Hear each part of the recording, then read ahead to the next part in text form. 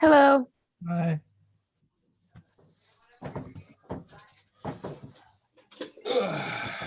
But Keith's not gonna be here, so I guess it's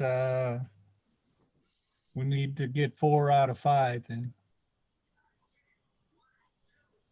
I held off with going down to my memorial until tomorrow because it's not until Saturday. Did you say 4 out of 5? Yeah, Keith's not gonna be here. What about Norm? Haven't heard anything.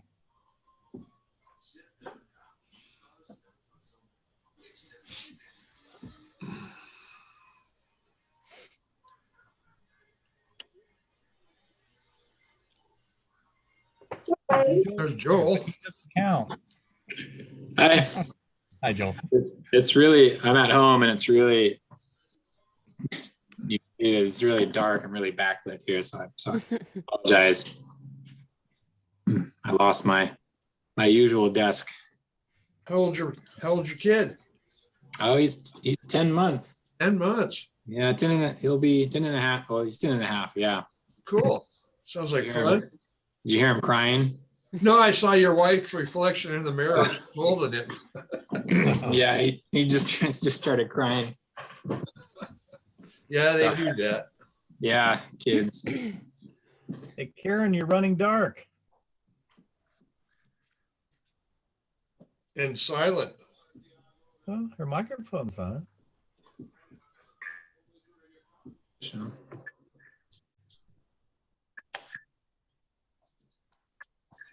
Okay.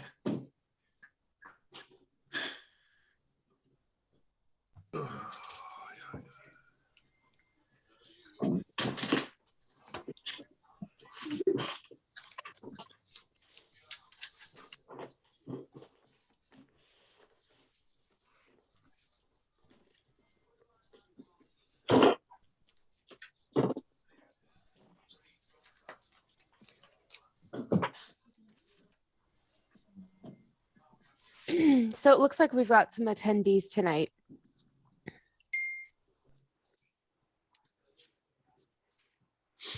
So far, there's 4. Joel, one of them is Rich Berry, and another is Will Savchuk. See that?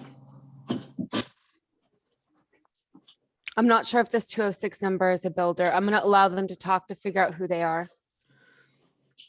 Hi, 206 number.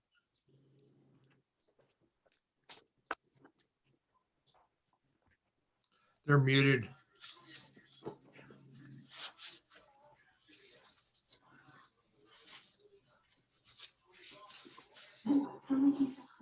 Is that him? Oh, hi. My name is Laura Hirschfield. I should be joined by Felice Walsh. We're owners of 8 Inlet about the patio submission. Can you guys hear me? Yes. Okay. Thank you. Okay, great. I'm going to put you back on hold, okay?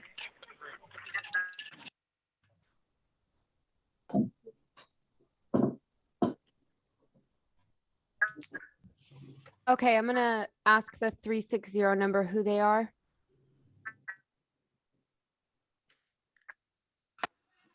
Hello, 360 number.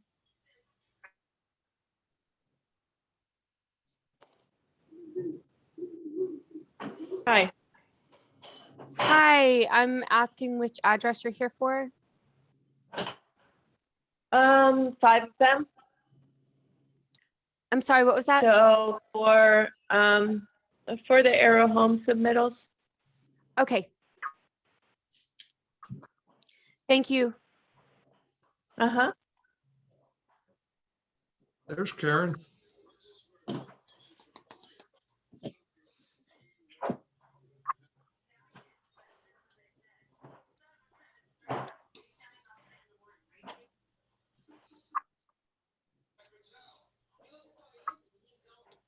Karen looks like she's frozen in space. Pardon? Oh, there you are. You're starting to move now. How do I fix that?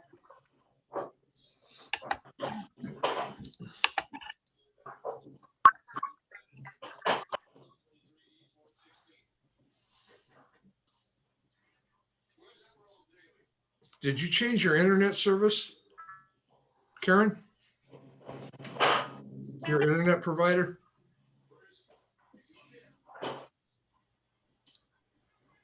We've lost her again. She froze up again. Yeah.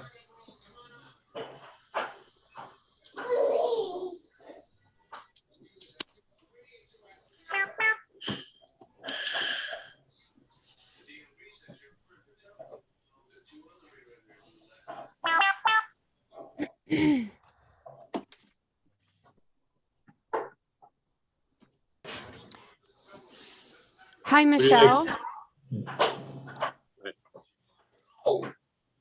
Michelle, can you let us know what address you're here for? Hi there, I'm at 71 Sudden Valley Drive. Perfect, thank you. You're welcome.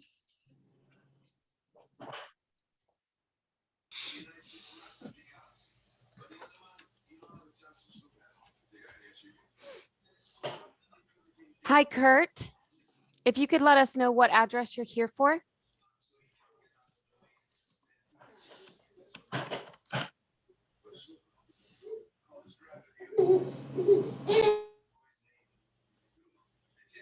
I don't think we can hear you.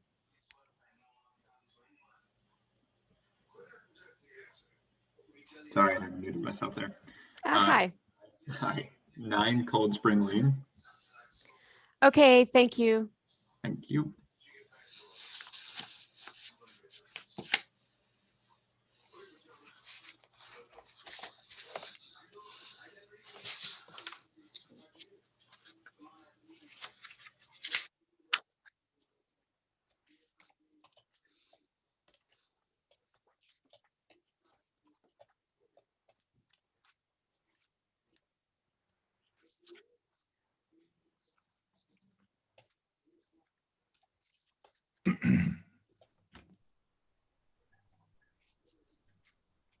We need one more person.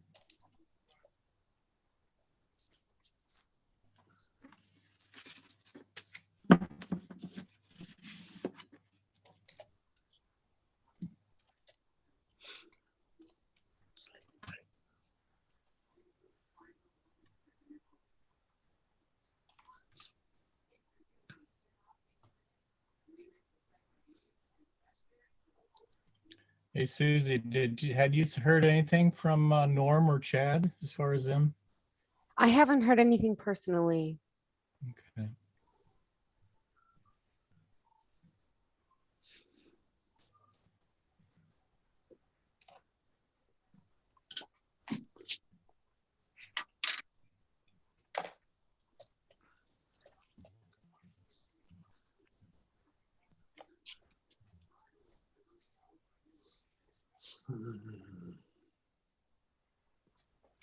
Oh, Karen's got a split personality now. Yeah, she's on twice. Does this count for the quorum?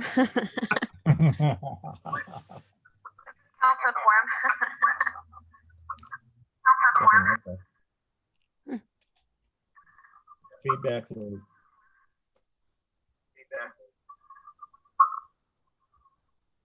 Please select another video camera. What did I do?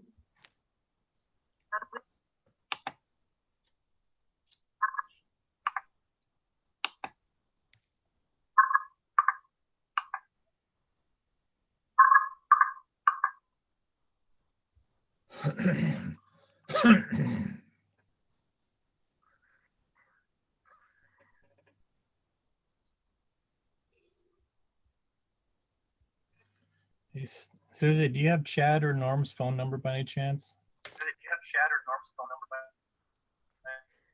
Karen's got us in a feedback loop here.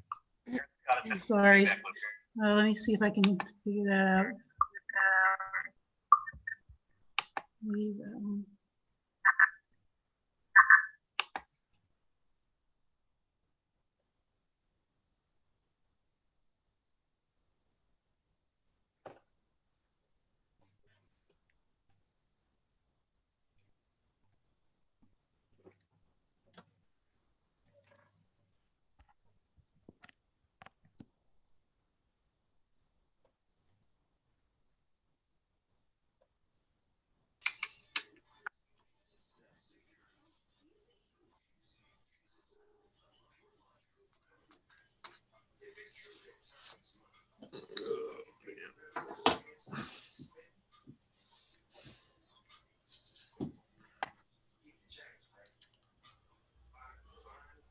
Okay, well, I can see Susie, Tom, Bruce, and Joel, but not myself. I don't know Yeah, what well, wave your hand really good when you vote. it is. You're gonna take Keith's place. Have you changed internet service providers, Karen? I have not. It's possible that my phone plan provider has caught up with the fact that they changed me over to something where they can slow me down after a while. You know, for quite a while they weren't. You know, we were on an unlimited plan, and they never slowed me down. But they said they were changing my plan, and they, you know, it didn't change. So maybe it's changing now. Yeah, It's 'cause stuck. 2 meetings in a row, you seem to be slower than you used to be. Yeah. So that really bad because we use our phone hotspots because we're, you know, we've been going to Arizona in the winter and stuff, and but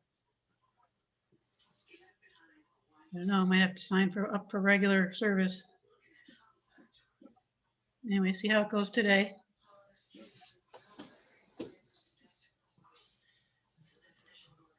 Well, I hear you fine now, so.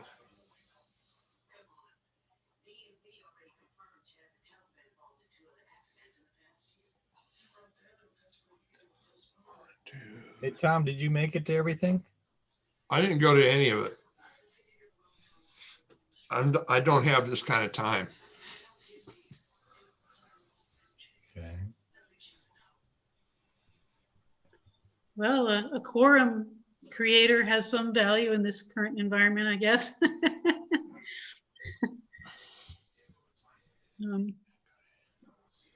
Well, I did go to the guy down the street on Park Lane.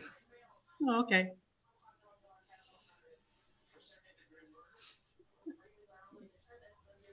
I'm going to ask who this next 206 number is.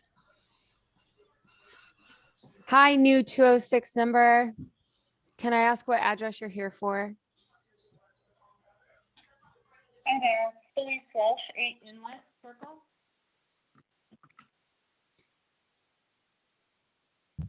Okay, thank you. What was the address? I couldn't hear. 8 Inlet.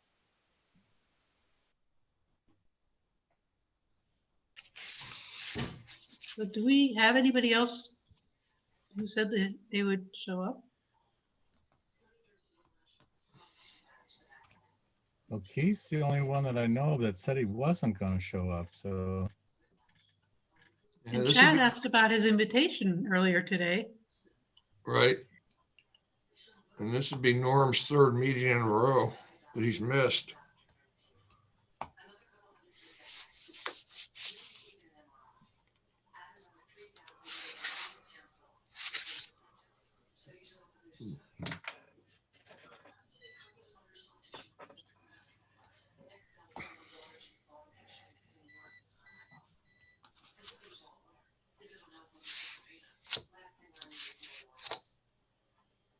I guess before we start, one of us should be the roundup or person to call everybody.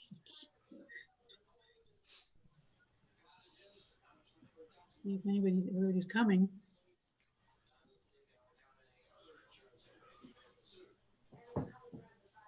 Yeah, I don't have Chad or Norm's number. I've got Chad here. I'll send him a text. Okay.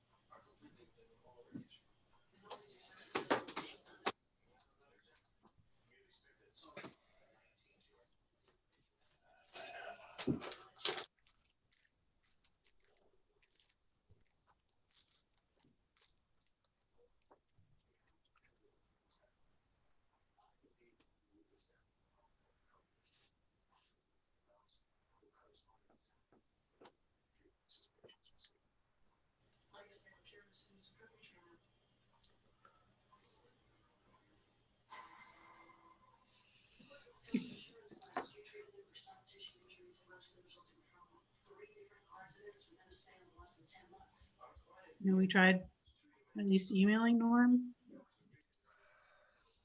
Probably won't get it right away. Yeah, I'll send an email right now.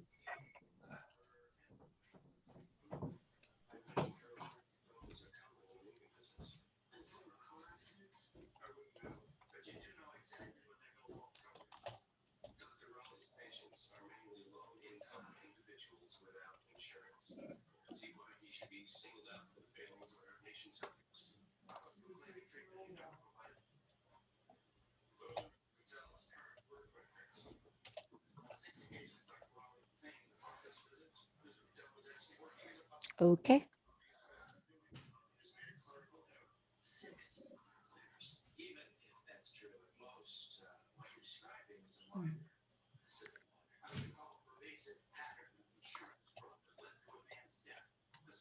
Did Keith say why he was not going to be able to come? Something about moving his kid. Yeah.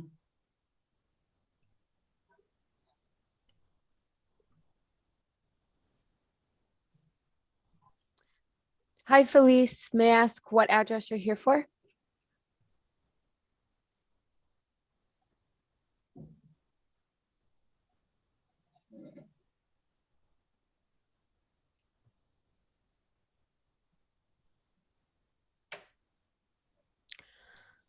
Okay, Felice, if you see this, just type the address you're here for into the chat box and I'll try to see it, okay?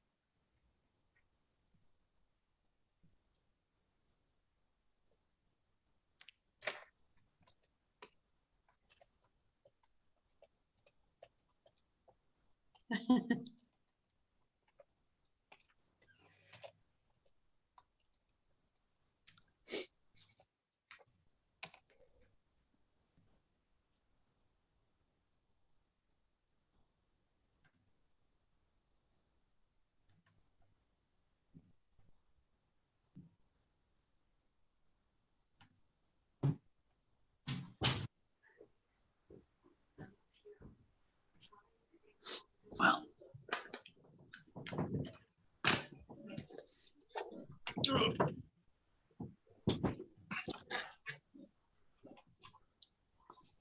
While we're waiting, can we discuss this new format just for a bit? Sure. I don't like it. Okay. I spent like 4 hours Sunday morning plotting out a course. Using the Sun Valley street map Mhm. and addresses. Mhm. And then since the division numbers aren't on that map, Mhm. I had to use the division map as well Mhm. with the lot numbers, which would be really cool, but the streets are wrong. It hasn't been updated probably since this place was built. So, and then I got the packet and somebody else had put together what they thought would be a good plot drive to follow. So these things aren't in order and they're not stamped. So it's a nightmare to go through. Now, why did we stop stamping? You know, Stamping? yeah, the item numbers. Oh, the item numbers. I wasn't sure because we switched over to the digital format. And I'm making the packet as well on top of that. So I've literally doubled my work to do both of these things. And I wasn't sure if you guys still wanted item numbers on everything or if them scanned separately was good enough. I'm allergic to that, cat. Yeah, I mean, it would really help to have the stamps back. Sure.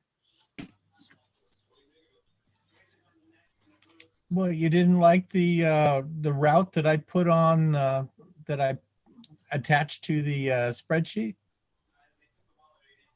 Or did you look at the spreadsheet? Oh, no, I looked at the route that you had, I believe you posted, Yeah, but it didn't match the one that I was gonna follow. yeah, probably And not. then like, you know, the packet itself wasn't in order. It was put in order based on somebody else's route map. So I don't know if that was your route map, I don't Bruce, even or- think that was a route map. That was just, it was just in order by item number, right? Sort of. Yeah. I mean, I Anyway. can do any type of order that you guys like on those. I can try to make a route, but it's a lot of items for a route. So it would probably Yeah. just light up the whole map. Oh, Google yeah, Maps and- I understand what you're saying there. No, Just I think well, instead of creating a route map is to do your item numbers in order of a route. That's the way we used to do it. So we just went down the list. Okay. That would be fine as long as the item numbers are on here, so you don't have to go through every page searching for an address. Yeah, Yeah, I don't mind flipping back and forth, you know, if I go a different route. It is somewhat helpful to have each page say which item number is so I know Mhm. how Yeah. close I am. But I don't know how much work it is for Susie either. It's a lot of packet that you've had to put together. You know, I'm so happy to do it whatever way is the best way. I think we're just still in the middle of figuring that out. Yeah, and then I tried to print out the agenda with the item numbers and comments and discussion and action. And they seem to be formatted on both sides of the paper. So my computer would only recognize only the odd pages and not the even pages. So I could not print the even pages. They The, didn't show up. hmm. Hmm.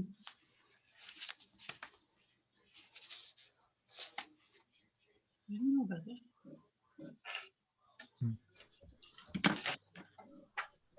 so we got Chad.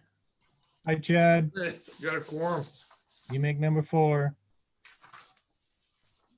Hey guys, sorry, I was in the airport security line. So You're in the airport security line?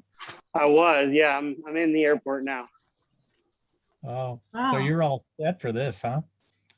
Oh yeah. Okay.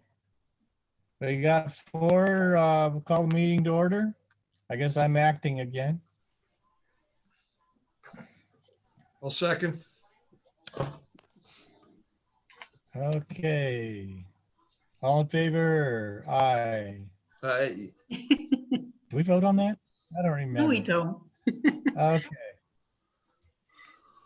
Next, we do, I think we have to start with the approval of the meeting agenda. Number Vote to 1, so approve. we got any motion on that? Well, I guess we had a little bit of a discussion about that, but yeah, we have to approve it as is. Okay. Move So I to make a motion to approve. Okay. Second? Okay, all in favor, I guess yell because half of us are black here. Aye. Aye. Aye. Aye. Okay. Next, go down to approval of the May 6th meeting minutes. There were a couple of votes that were not included on items 11 and 12. one was unanimous, 11 was unanimous, and the other one, 12, was 2 in favor, 1 abstained, and 1 against. Okay, got it. Um, I'll have those changed. And then I was gonna do the lot coverage for item 17, was it? Where they wanted to widen their driveway. Mhm.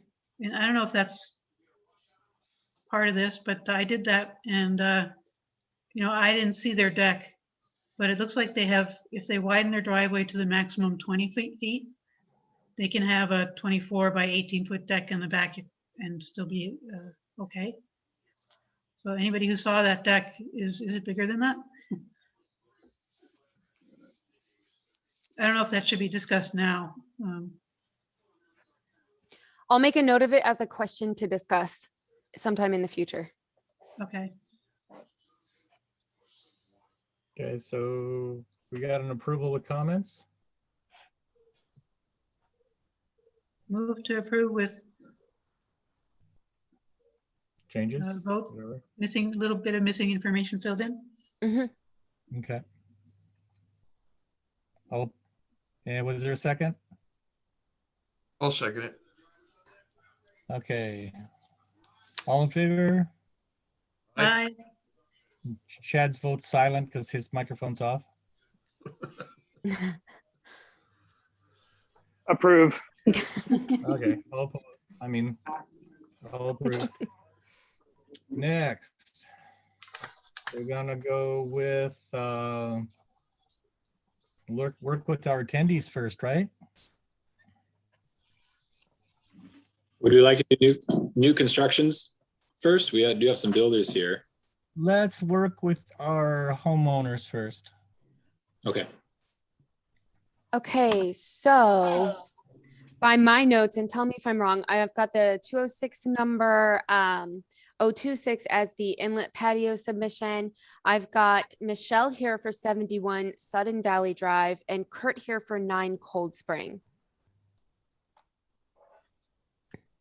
Okay, so let's work our way down that list then. So we start with the patio, and that's, which number is that one? 8 Inlet, I believe. Which number? 17.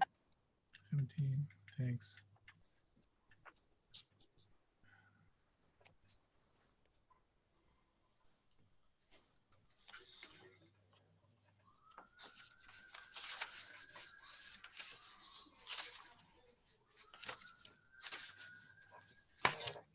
So do we have any motions to get this thing going?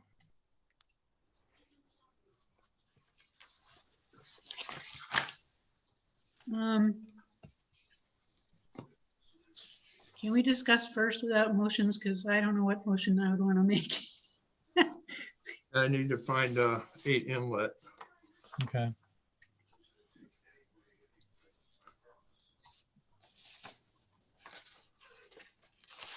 Okay. Okay, got it. Oh, okay. Based on their drawings and their pictures, well, I move to approve. I have 2 issues. One is that they are within the 200-foot shoreline buffer. So they probably need DNR permission. I don't know whether that applies to this kind of thing. And the other is that this is, I believe, according to our definition, it's open. It's a thing that's not allowed in open space. So we would have to do an open space calculation, maybe. It says. Isn't that based on whether it's permeable or impermeable? Well, actually, I found it and I'm gonna read it verbatim here. Open space rule, at least 50% of the lot shall be kept free of all structures, including but not limited to all areas covered by weather-tight roof, decks, steps, driveways, hard surfacing, and parking areas. And I would say patio pavers are hard surfacing. Yeah, but then you keep reading, because then we go to the open space and it allows a permeable. Because I was fighting with that one too.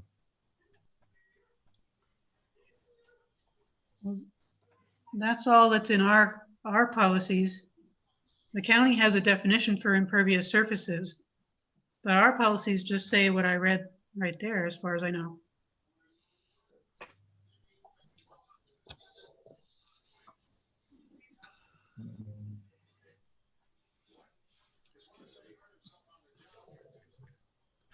So do we need the homeowner to do those calculations? No, probably one of us should. We're not busy enough, huh? Do you guys want to talk to the homeowner about this? I mean, it seems to me that should be part of the packet. Still somewhere. I didn't visit the site, but I wonder if that proposed fire pit, did anybody find the property markers? Is that on their property? I brought up the image and I added it to where they have the property lines and stuff that the tax assessor has. If you have your spreadsheet brought up, I added it to that route tab. And it looks like the property line probably goes right along where they've got that wall, the one that they're talking about replacing with the block. Because I mean, that definitely has one advantage. It's replacing the railroad tie type wall with a block wall. And I'm sure the watershed county would appreciate that. Yeah, is But that it looks right? like, Go ahead, Bruce. but it looks like their property line, at least according to the aerial image that the tax assessor has, runs right along that wall as far as where their property line is. Which means when you add the patio in the back and the fireplace in the back and the roof line and stuff, that it's doubtful that they still have 50% open space if the patio counts as a non-open space. And that is, I guess, what we need clarification on.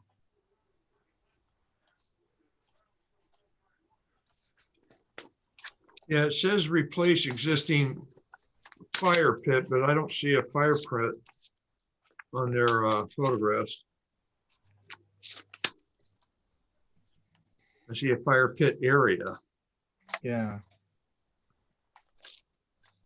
And the 2x2 walkway pavers, the photograph that they're supplying shows, them separated with grass. Is that what they're going to do, or are they going to just have them next to each other? Would you guys like to talk to the homeowner? Yeah, because the open space rules, I mean, when I go to the next line down, it says maintain with a porous ground cover. And if it's like the way they've got their tiles that I walked down to get to that point, they're just sitting next to each other without anything in between. I would think that would be count as a porous. So we've got we need to try to figure out what the definition is on this. Good evening. yeah. I'm here. Hi, Bruce. Hi, Tom. Hi. Yeah, happy to answer any questions. I think, Tom, the package you're looking at, that fire pit area that you're reviewing, the fire pit that that came with the property is actually inset into the ground. So the reason you don't see it is because it's pretty flush to where you are, but it's right back in the middle there. So we just kind of want to make it a little safer, create some better structure around that area. Is this a wood burning fire pit or a gas? The existing is just a pit. Yeah. No, your proposed fire pit, is that going to stay just a wood burner? We were just planning to just rebuild the existing structure that's there.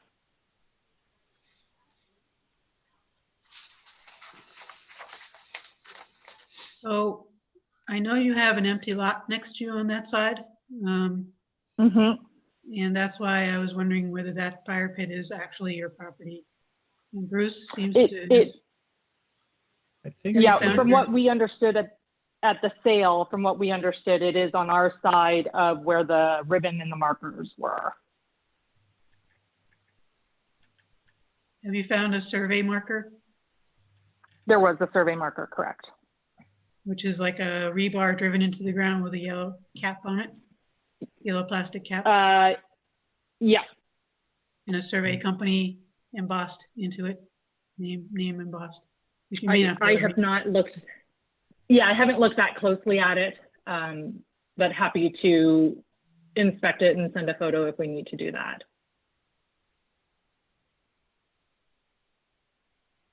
You know, a lot of the survey markers that I have seen and the way they are on my property is it's a 3-inch piece of white PVC with a metal pin in the middle filled with concrete.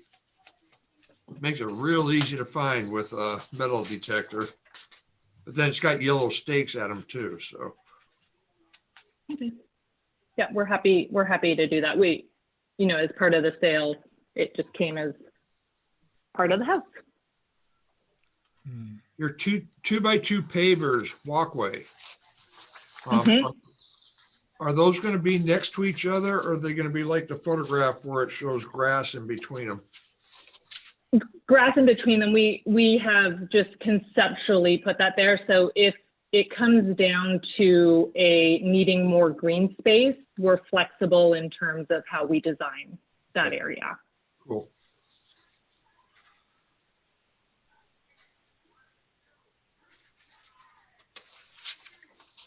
Yeah, and there are already existing stones there, so we would just move those, like kind of the flat stones.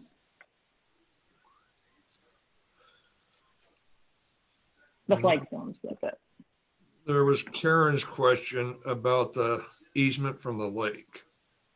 And I'm not familiar with that one, so. The shoreline permit is needed, I think, for work in the, I don't know. Yeah, so the existing patio that we're looking at is not to alter anything that is already on the property today. So today, if you look at the aerial, what you have there is already a structure of a built-out flower bed, and we would simply be putting like pavers on that area. So the prior owner had already built out on this particular space.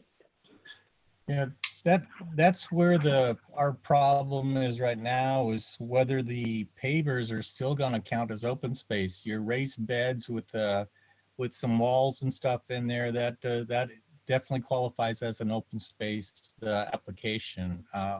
We have to make sure that we maintain a 50% open space on your lot, and you're pretty much covers probably close to 50%. So if we somehow, and Susie, you have any idea who we would get to clarify that?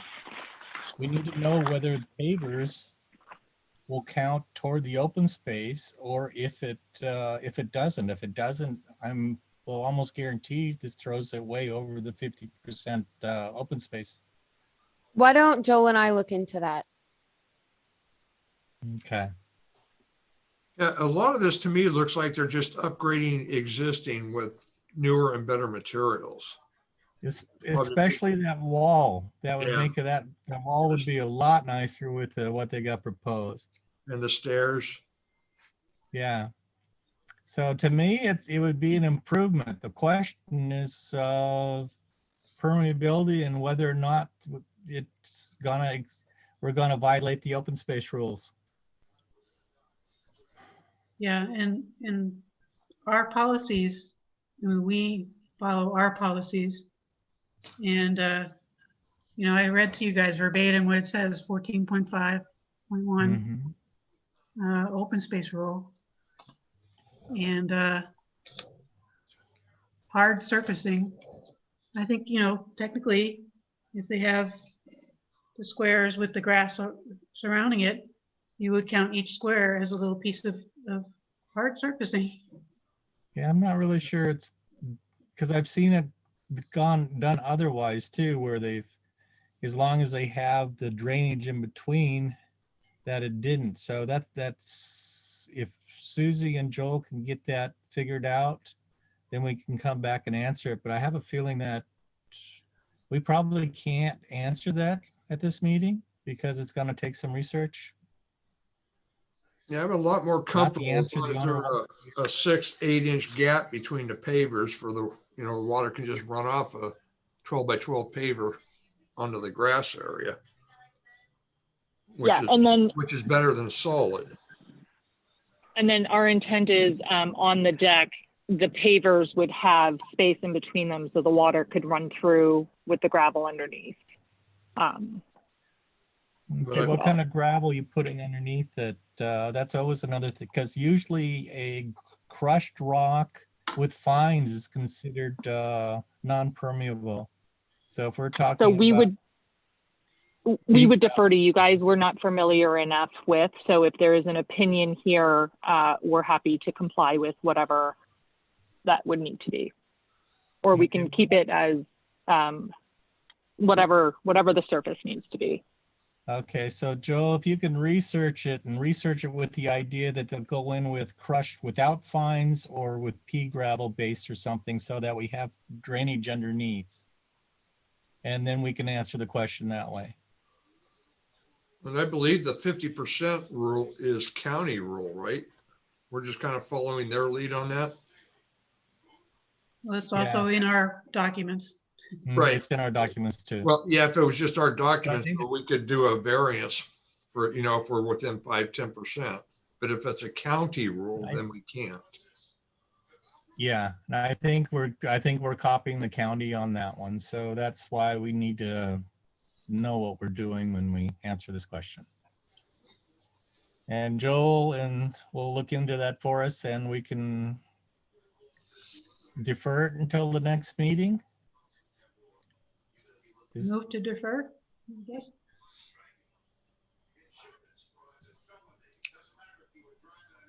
Well, Tom, can you we wanna second approve, that? can we approve the retaining wall and the stairs? Oh, yeah. I already forgot the name of the owner. So would that work all right if we kind of piecemealed you a little bit and approve the stairs and the retaining wall replacement and come back on the patio, the pavers? Yeah, absolutely. Now, we probably won't do one without the other, or we'd have to probably figure out something there. But yeah, absolutely. I think that can get us started on some sourcing and some design stuff. Okay. So Tom, I think it was your motion. You want to amend your motion? Yeah.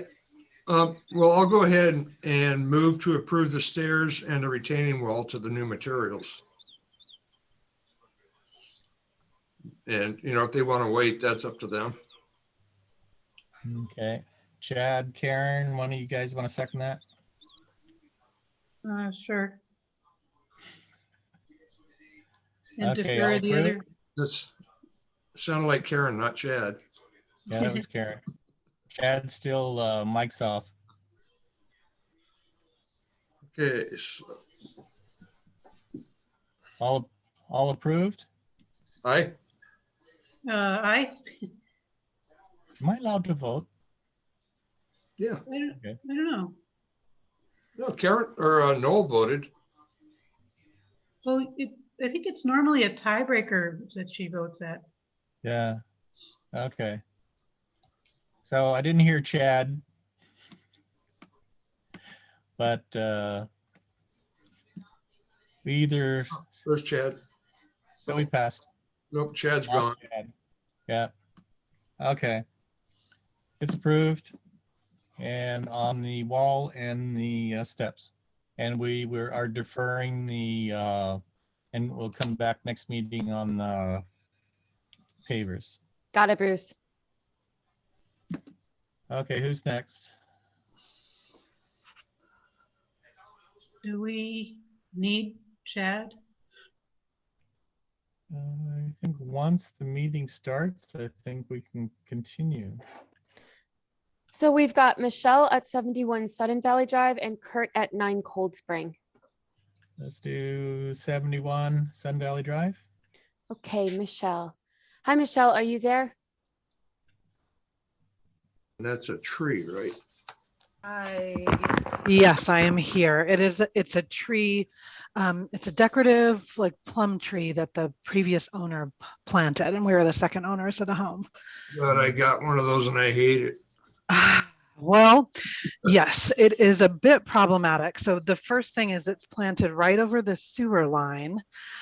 So when we had a scope of the line, when we bought the home in 2016, they were like, well, you're cruising for a bruise and keeping this tree.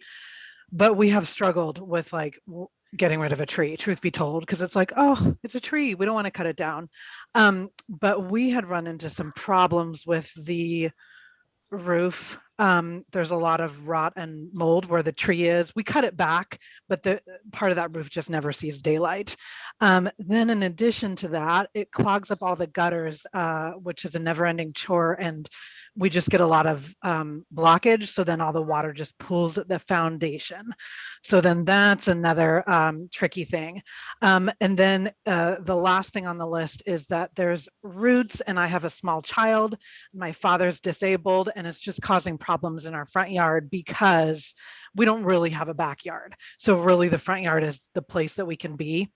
And then the silly little like cosmetic thing is like, it's just blocking the window, and like the rare amount of light that we get, we just don't get it because of this tree. And this request is just for the tree, but I'll come back to the group another time because I would like to have some more pollinator friendly plants in our yard. And right now that tree just blocks out all the light too. So the tree is just causing more problems, and I actually never would have thought it would be such a big deal to have this little tree. And then the second part of the request is we have some 30-year-old junipers. They create a really nice privacy hedge in the front yard, but they are just gnarly. They hadn't really been kept for the 30 years prior before we bought the house, and it's just hasn't been nice having a toddler that's constantly trying to run into them. So we would like to cut those back. There's 5 junipers, and plant with something else, which is TBD. I'm not going to do that right away. I just want to get rid of the junipers. Yeah, the plum trees are beautiful in the spring. They are. They die off in sections. Luckily, mine dumps all its leaves on my neighbor's house. Yeah, ours is all on our front porch, which, side note, was rotted with the siding, so that's gone now. But yeah, it just dumps on the porch, and it caused a lot of mold and the roof. Yeah, a lot of people use the excuse that the shade from the tree is harming their roof, and roofs have to be maintained here. Yeah, we get ours cleaned every year. So it's about $500 to get it cleaned every year professionally. And then my husband does it, let's say every 3 months. But it's still never ending. But we're getting a new roof because ours is old and has a lot of problems. And that was approved last meeting. Okay, sounds good. I think Karen and I both looked at it. And we were in favor of what you had planned, remove the tree. I'm never gonna say no to someone removing a juniper, so go for that. The vertical type, vertical junipers, or the bush type? They're the bush type. They're the prickly bushes. Yeah. Yeah. I'm surprised the vertical ones, anybody even tries to plant them here. Yeah. And if you come up with some other landscaping bushes and stuff, especially if you want to go with any of the natives and stuff, you don't even need to come to us for that. Oh, okay. Okay. That's good to know. Because you're just doing your regular landscaping on that. Especially if you do native vegetation here, that's really pushed by the watershed in the county. Yeah, and that was my plan. So that's good to know. Just go for it. Okay, great. And so do we have a motion to approve? Move to approve. I'll second. In its entirety, right? Yep. Yeah, the junipers and the tree, which is too close to Chad, that. you just came off mute, so you voting yes too? Yep, I approve. Okay. Thank you. Unanimous. Have a good night. Thanks, you too. Next one. Cold Springs. Of Cold Spring. What number are we on, you guys? We're skipping around because of people who attended, so we're Yeah. heading to item number 20. Okay. 20? Thanks. Okay. 20. Hey, Kurt, you there? I am. Cool. Okay. Cold Spring fence request. Okay. So let's start with discussion.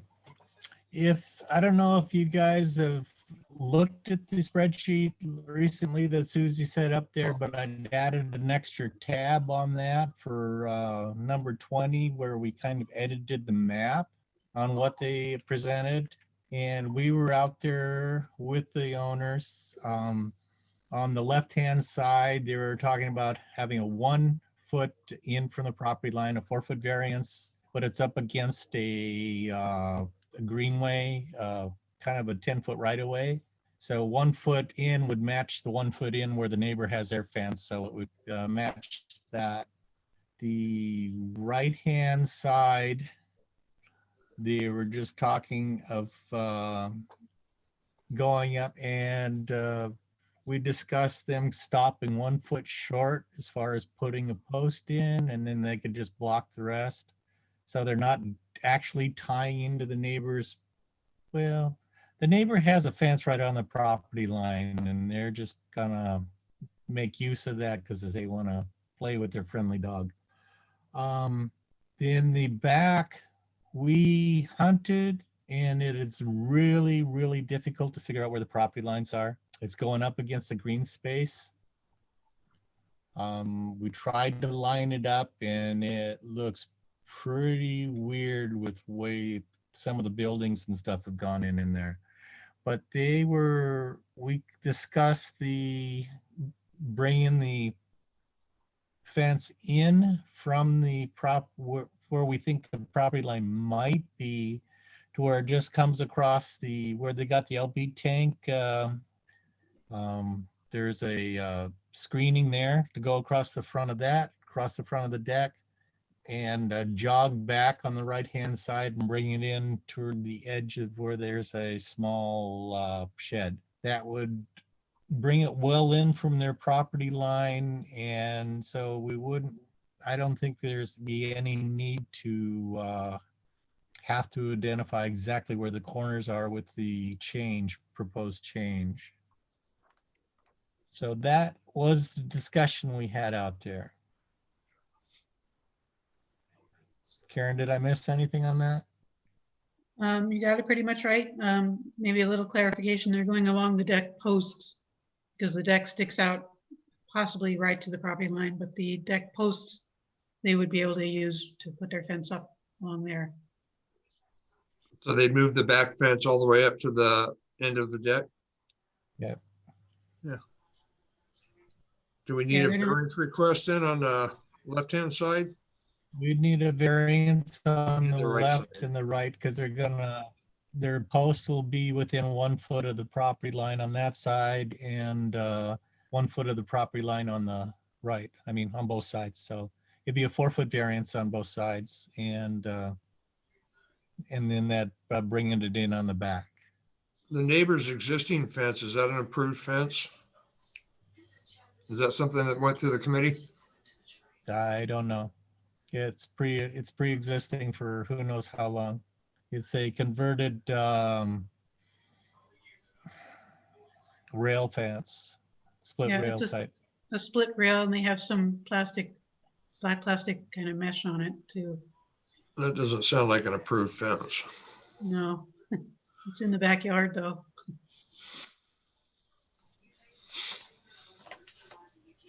Yeah, Anyway. my main concern with this, besides the variances, was tying the two fences together. We went through that extensively last meeting with Bogey Lane. Yeah, that's why they were willing to stop short and put a pot or something there to block the one, and the other one will go up against a corner of where the shed is, and that will tie it in so they can stay away from Gotcha. the actual fence itself.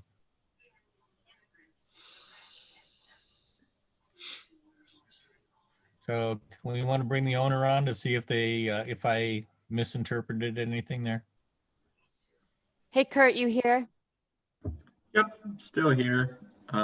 What you described, Bruce, is what I recall from our conversation as well, in terms of with the plans modifying it, bringing the back in so that there isn't any question on the property line. And then for the right-hand side, leaving the post so it doesn't tie in directly, and putting something that we can move if there was ever any sort of question down the road.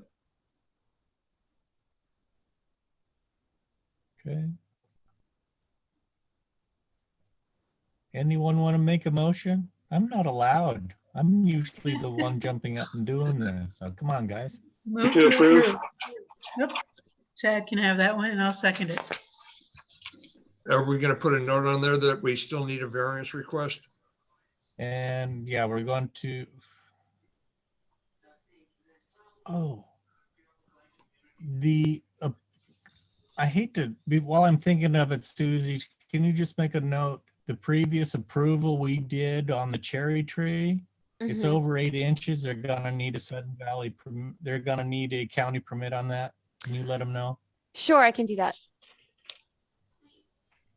Are we still gonna, I don't know if Susie needs the work or whether we should solve this problem of pending county permit that I guess makes Susie's workload worse. Do we It want- doesn't, because we're doing the system where I just don't send the Sudden Valley approval until they give me their county approval. So I'm just saving the letters until they get Okay. back to me. Hopefully makes that'll sense. help. I don't know if it'll completely take care of it. Okay, good. Okay, we were back to our fence. Yeah, We item had number an- 20.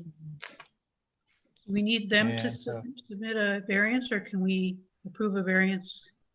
I think, can't we approve the variance since it's in on the plan at this point? Approve it with the variance?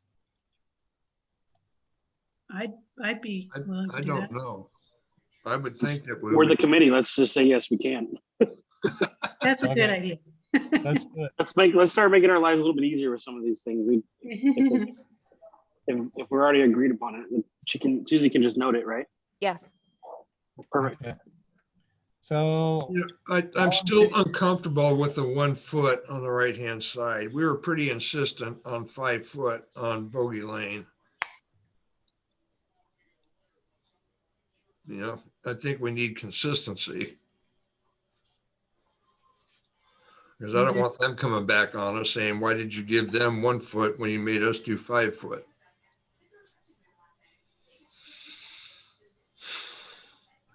Does that make any sense? yeah, but we've also done a lot where we've gone within 1 foot of the property line for fencing when we do variances. So in this Well, case, His was also the trees, right? Trying to avoid the tree roots. Well, yeah, remember? That's why we did that. Okay, I can buy that. Because I was wondering about that. So can I move to approve with the variance? yeah. Can I'll you second it. Yeah, I'll second it. Okay, all in favor? Aye. Aye. Okay, unanimous. Thank you, Kurt. Thank you. Thank you, everybody.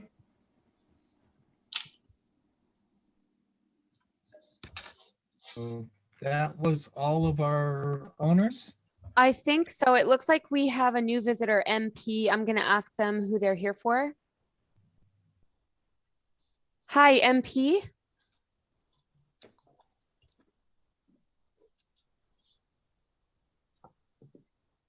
MP, if you're there, go ahead and unmute for us and let us know what you're here for.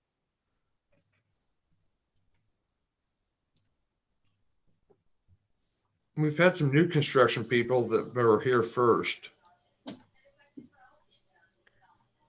Okay. We can go ahead and move on. Okay, Joel, let's do your list. Looks like we got all our builders, don't we? On this stack? We have two builders. We have Will Savchuk, and who's here with us. And I think, I don't know, is Sergey there? I know we have one of his office assistants, either Kim or It Chris. sounded like we had someone from Arrow. We have someone. What's the phone number? Sure. Well, we could start with Will Savchuk. He has two submittals. Okay. Are we complete with is everything we have complete so we can go forward, or are we waiting for something? And in terms of documents and Mm-hmm. we have everything. Okay, go for it. So I sent your questions to the, actually, I don't know if I got them to Will yet. So let's take a look here. So I'll start with 38 Valley Crest Way. I didn't have any questions from Bruce.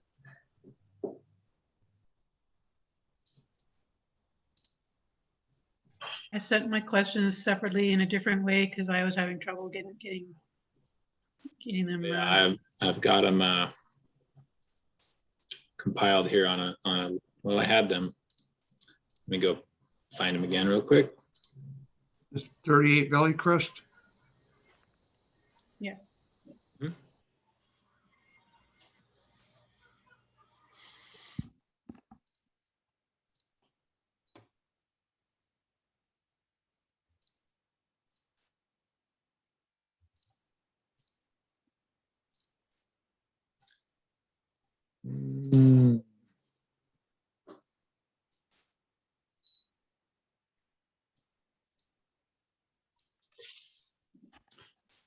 Sorry, Outlook is giving me some issues. I can't find your comments, Karen.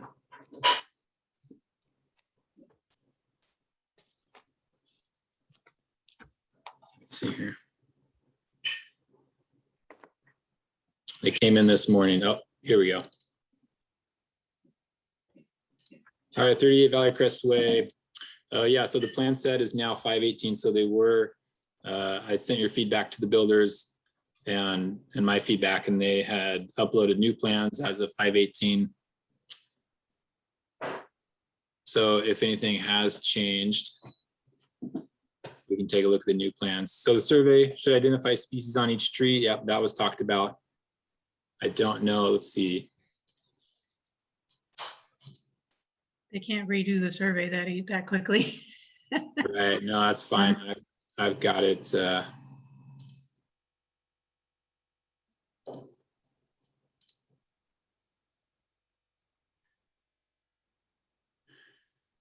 Right. Survey does not have trees listed.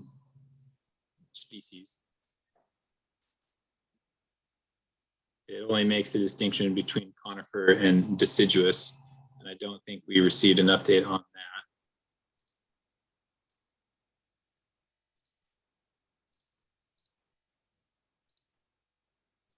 that. No preemptive, so we can request the species be on the survey.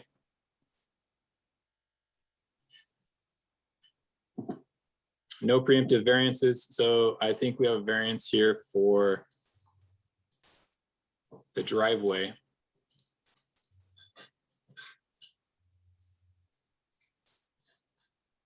They're saying they proposed to follow our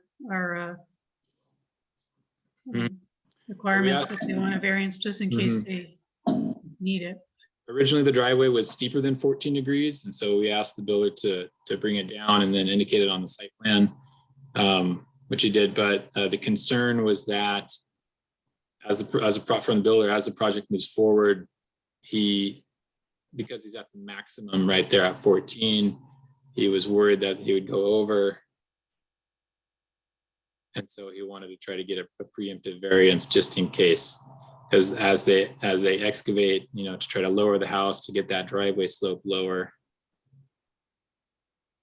Can you guys hear me? Yeah. So there's another concern. If you guys look at the profile view, the top of the 9-foot retaining wall that's buried underground is at 122.5. And my highest point on the topo map is 128, which is the northwest side of the foundation. So if I sink it at that elevation, you see to the right, the 122.5 where the deck is. Yeah, and now if you go on the survey or the site plan. So 122.5 is right where that pop out is on the back of the foundation. So if you follow left to where the deck is, it's 128 there. So if the top of my concrete wall is 122, I'm gonna backfill and the second floor is gonna be buried about 6 feet. So I actually have to raise the elevation of my foundation to 19 degrees, 18.5 is what I calculated to retain the neighbor's soil and to keep my second floor wood structure out of the ground.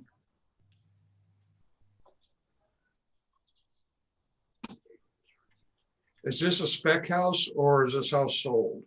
It's not sold. Not sold. So we actually have an issue, and this lot is steep, and we have to raise it pretty much to make it buildable. Well, it's commonly done that the foundation is not all at the same level for a house on a steep Sudden Valley lot. And you're trying to put the whole house on the same level. And it seems to me that maybe on the left half of the house should have a different floor level than the right half, and that you need a better design for this lot.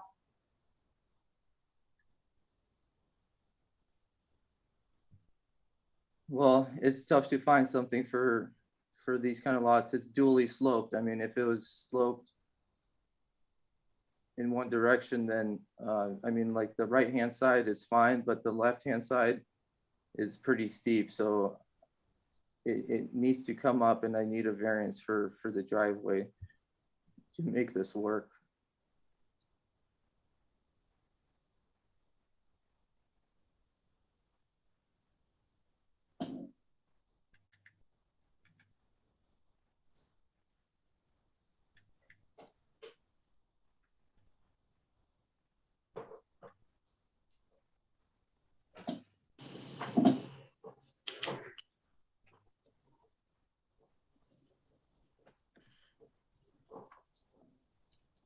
So I guess the question will be, how steep will your driveway be then with your variance? So it's probably going to be what I calculated. It's probably going to be 18.5% on this one, and that's already going to be a little lower than 128. So I'm going to have to slope it a little bit down. So 118, and that's running it not to the stairs, that's running it to the pop out in the front. So I squeezed out whatever I could to make it work. Otherwise it would have been steeper. So I've looked at many options, and that's to get it to 118 that's why I requested 119, but it'll probably be 118.5. I mean, if I can get it lower, then I will, but I just want to be safe, and I don't want to stop construction and resubmit because we have such a short window in the summertime to get all this done.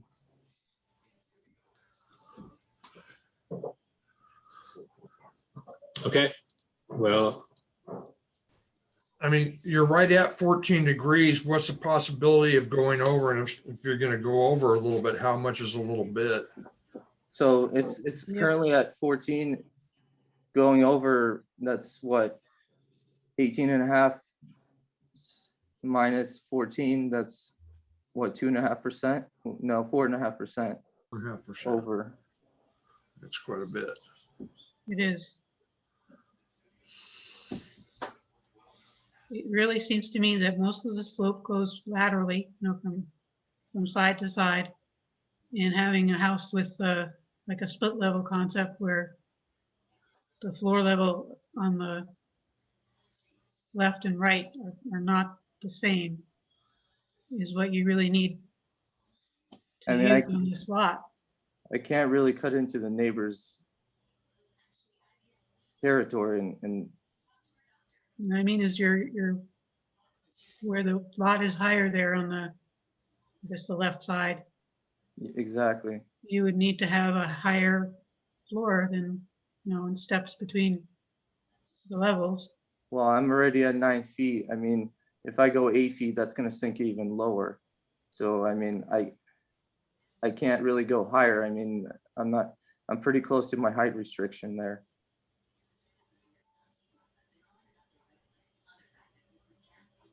I mean, the main floor is usually 9 feet and the other floor is usually 8 feet. And I'm doing both floors at 9 feet. So that's already kind of maximizing everything.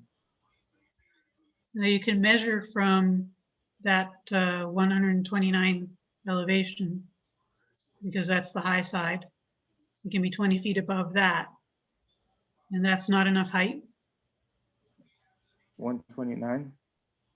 Where the ground line at the highest point there, at that deck area, Oh, well, that's where you measure your 20 feet from. well, that's the deck, and the deck has to be the same elevation as the wall. So I'm gonna have to cut back there. So that's gonna be lower than 129. What I mean is your structure height can be, your 20 feet maximum structure height can be measured from that probably 130 or 129 foot ground line at the property line there. So then your top of structure can be 20 feet higher than that. Are you already there? Are you telling me if without changing? I mean, the architect did the calculations. I'm just worried about that left back corner getting buried with into the second floor wood structure. I mean, I know I'm within I think I'm 4 feet within the allowable height. Do you remember the elevation of the top of the structure? I don't have it in front of me right now. Did you show that, the roof elevation? I think it's at Here it is, 140.6. 140. So I think you could go to 149 based on the survey, if you're not changing the ground line at that back corner. So I got what, So 9? you could go 8 feet higher than you are now. Well, no, that feet of the house. So you're looking at the very back corner. That's outside of that 10 foot.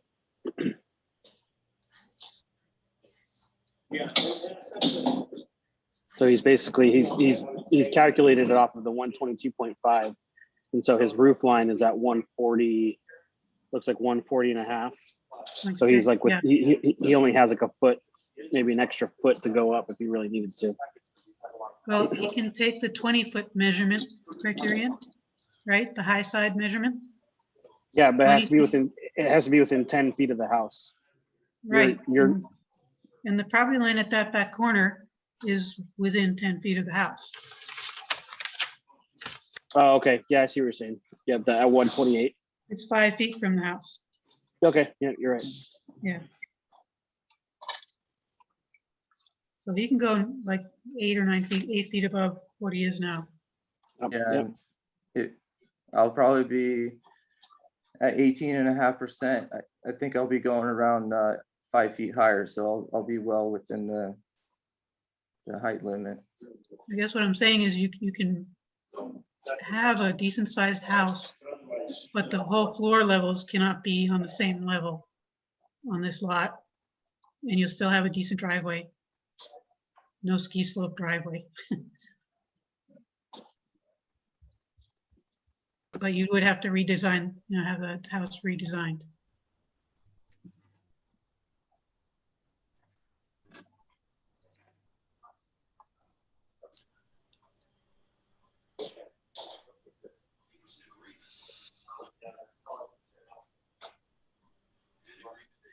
But it might be a good idea anyway, because To redesign the house? to not be all in one, you know, all just two flat layers, but have a stepped foundation.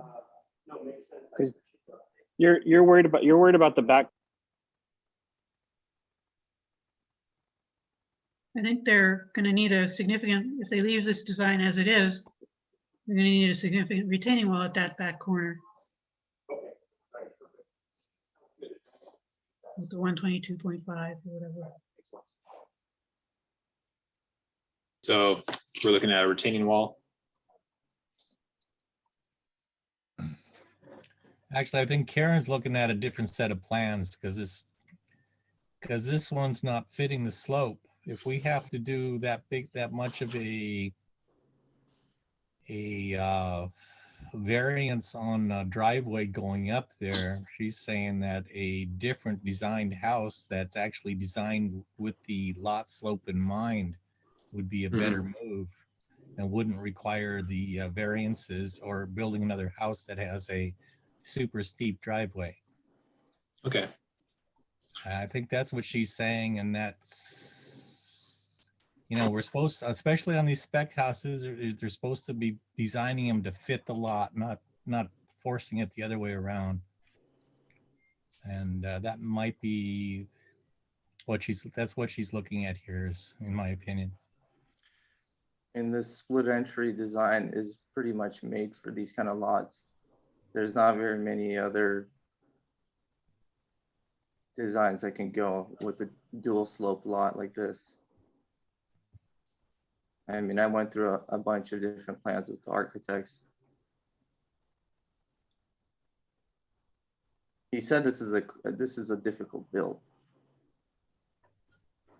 So I mean, he did what he could. So are we considering whole house revision right now?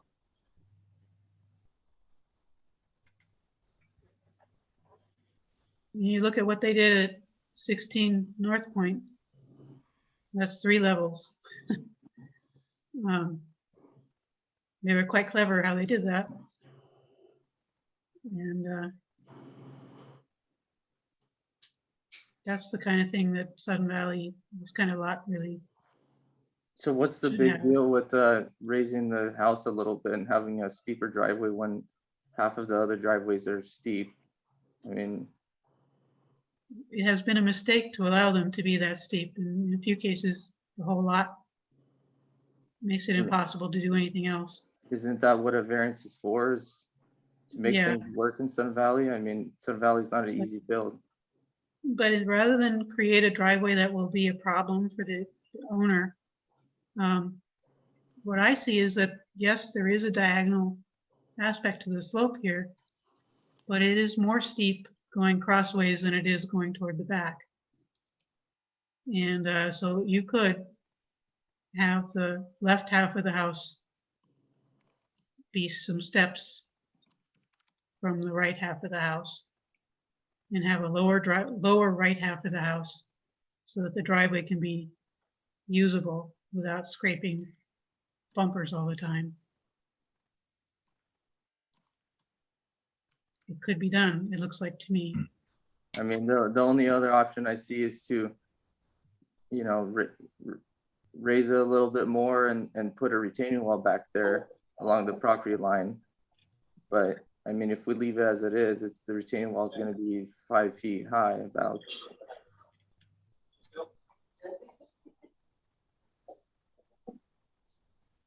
I mean, there's already a design in place. We just have to make it work somehow. So What about going up to 15, 17 and a half, and I do a retaining wall in the back left corner there, or 17 degrees?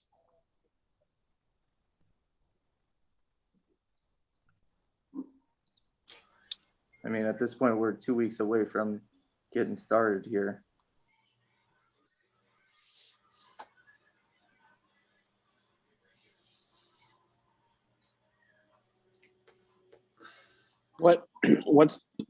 What's the finish elevation you're trying to get your garage to? Are we talking about the slab height or Yeah. the second floor slab height? Like right now, your plan shows 114, right? Yes, so that would be plus another 5 feet if we're going to. That would make a steeper driveway. Yeah. That's what he's saying. Yeah. If that's what you need, the plan should have shown that. You know what I mean? They got 119. That's. Well, we're trying. Yeah, I mean, we're trying to get approval before we change it. Otherwise, we're just gonna have to do a retaining wall in the back. Mhm.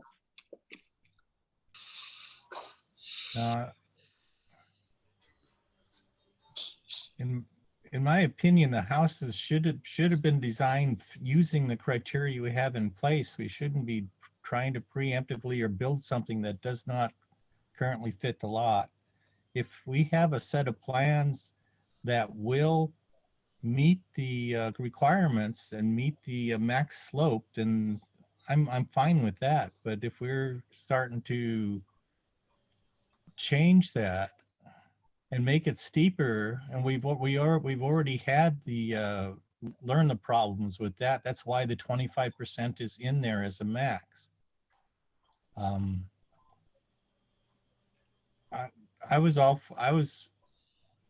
like the plan as long as we're not going in with the variances and stuff. If we can build it as it was shown, but if we can't, then you'd start wondering whether it's the right house for the lot.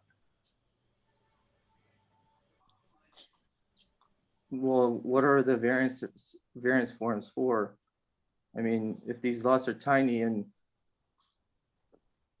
you're trying to fit a decent sized house on it, I mean, are you saying that no one can submit variances anymore, or? Well, I personally think that there are certainly lots where really no house can be built without a variance. The one that comes immediately to mind is up there in Gate 5. You know, the heated driveway house. You're driving up there on Lake Louise View, and there it is right in front of you with this incredibly steep driveway, because the whole lot is way, way up there. And so that lot could not be developed without a variance because the entire lot was way high above the road. I personally think this lot can have a decent driveway for a house that is not built with all the foundation at the same height.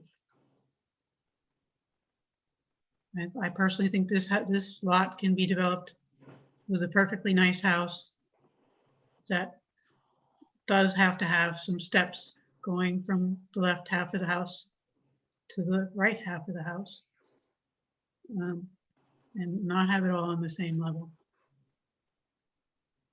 So on the driveway, what kind of variance are you asking for? Well, I asked for 19, shooting for 18 and a half. So I'm, you know, a little underneath, so I'm not pushing it. So that 19 was what I asked for. However, I'm gonna try to make it work to set it as low as possible.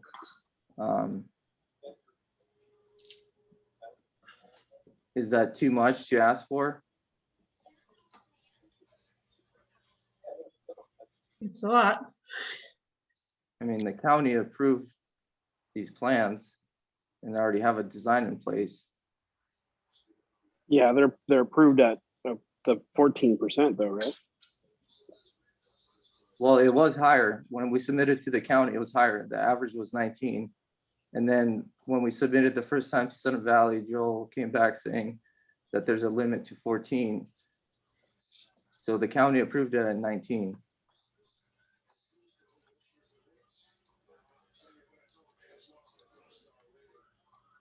Yeah, here are the original plans. I think they went up to Or 18. was it 18? The other one must have been 19. So 18. Mhm. And I mean, I can stick with 18. I can make it work with 18. If you guys approve 18.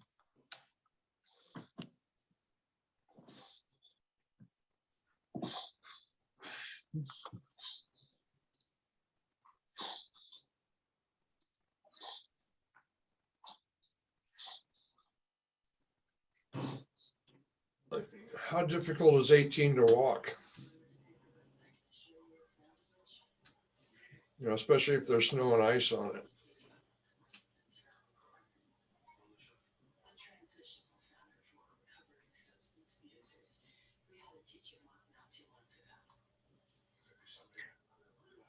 It's steep.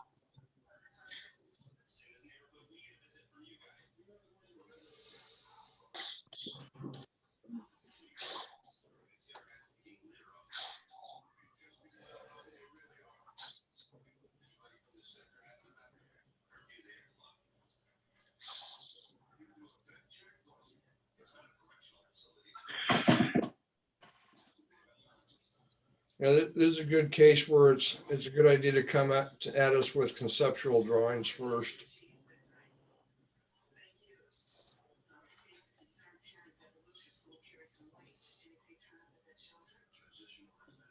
Well, we know the elevations.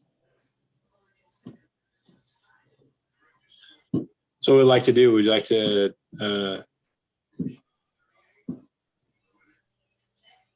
address some of these other items and come back to the driveway, or do we want to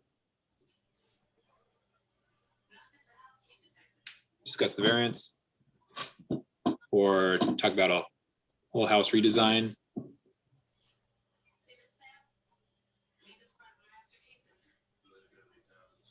I mean, if we're doing a redesign, I'm going to be waiting until next year. There's no way I'm going to build this year if we're talking about a redesign.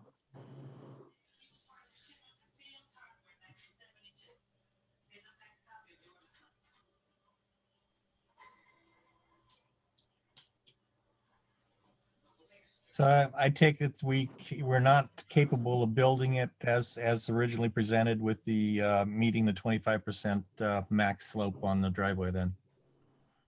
25 or 14? 25%. 14 degree. Yeah, it's 14 degrees, which is 25%. Oh, okay, gotcha.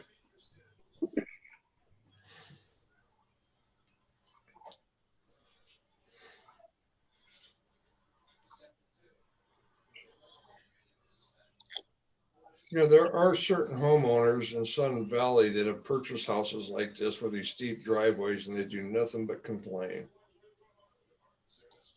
You know, it's not Sun Valley's fault.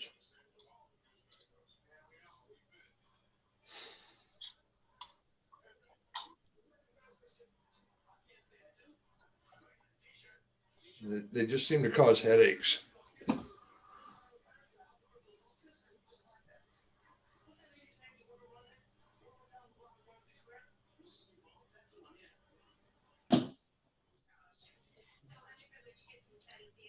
Hi, Rich Barry. So the question is, can we go in with a lower garage with steps up to the first level?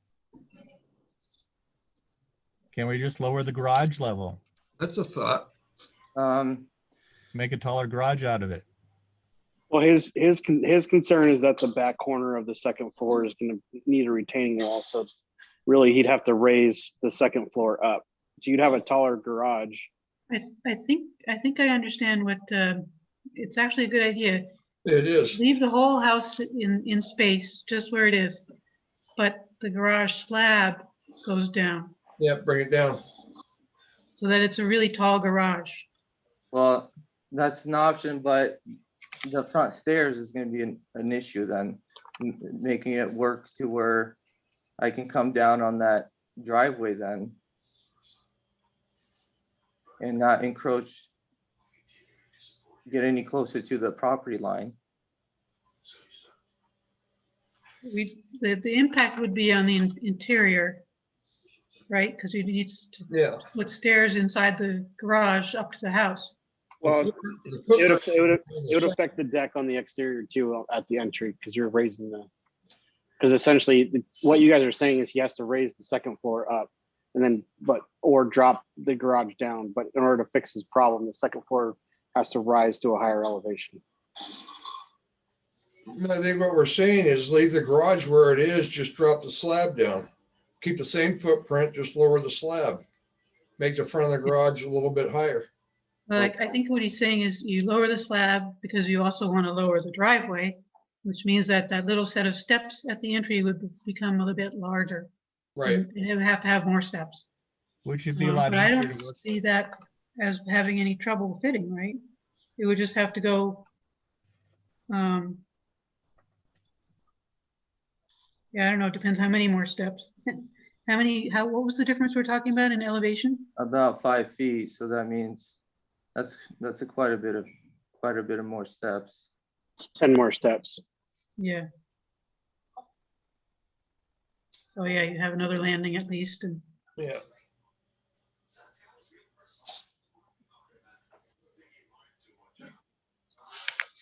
So is there an issue with 18-degree slope? yes. You guys will not settle on 18 degrees? We like 14. Yeah, I mean, We don't like 14. We're willing to accept 14. Yeah, that's what the rules call for. That's yeah, right. but there's the variance forms. I mean, are you guys saying that you guys aren't going to consider any of those variance?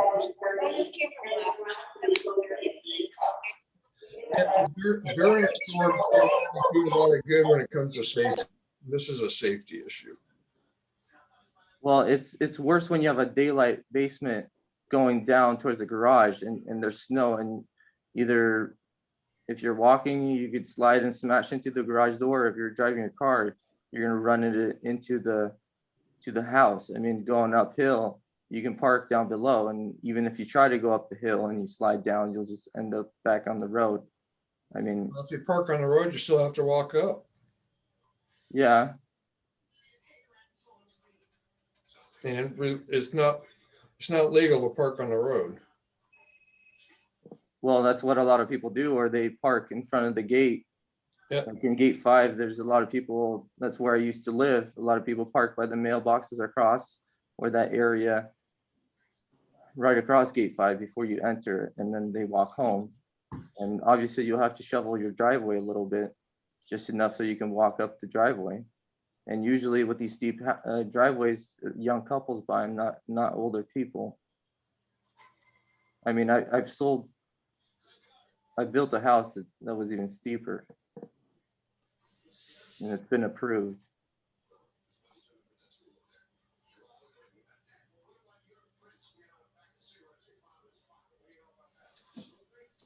So actually, it being a split level in this case is kind of a disadvantage then.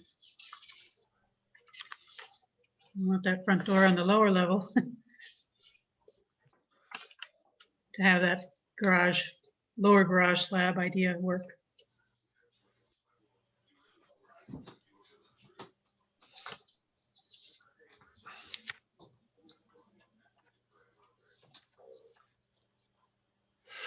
Like I said, I mean, if I can make it go lower, I'll try my best. But I mean, I really think I can make 18 work, and if I can go lower, I'll go lower with the design here. And there's really not many other designs that could fit a dual slope lot like this without eating up most of the living space.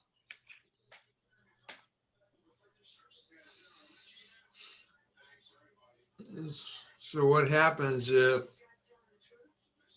you build it to the 18 and it comes out more? Then what happens? Well, I won't continue building it because I know Joel's going to come out there and inspect the driveway, and I don't want to have issues. So I'll have to reach out to the board again. And with it being 18 or lower, if I can't go lower, I'll try to drop the slab and add a couple more steps. But I mean, if we're keeping it at 14, I mean, if we're talking 5-6 steps, and that's going to be really hard to make it work with the topography of this lot.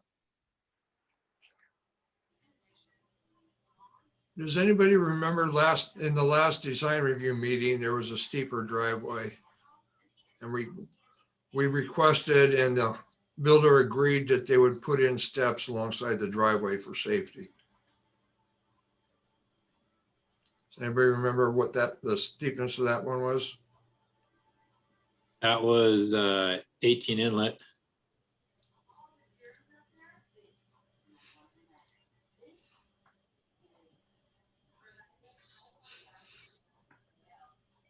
And that was an owner build, right? No, No. the house had been sold, Yeah. and the buyers were comfortable with it, as long, you know, but we did insist that they put in safety steps alongside the driveway.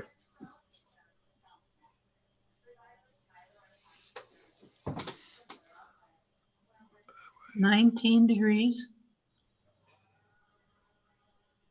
It was steep. It was really steep. Yeah. So this would be about the same thing. Yeah, but I think we made a mistake with that one. I didn't really. This was a curved driveway, Right. and Yeah. they had tried to stretch it all as far out as they could to lower the slope. So they could not go any lower than that. Yeah, I don't think there was any options on that one. Actually, I thought there was, but it would again be inconvenient for the interior because then they would have to slope, have 2 steps on their foundation going back because that lot slopes toward the back. It would be a little more like 16 North Point if they did that. Where they have, one level in the front of the house and a different level at the back. Mm-hmm. Here, it seems the slope is more severe side to side.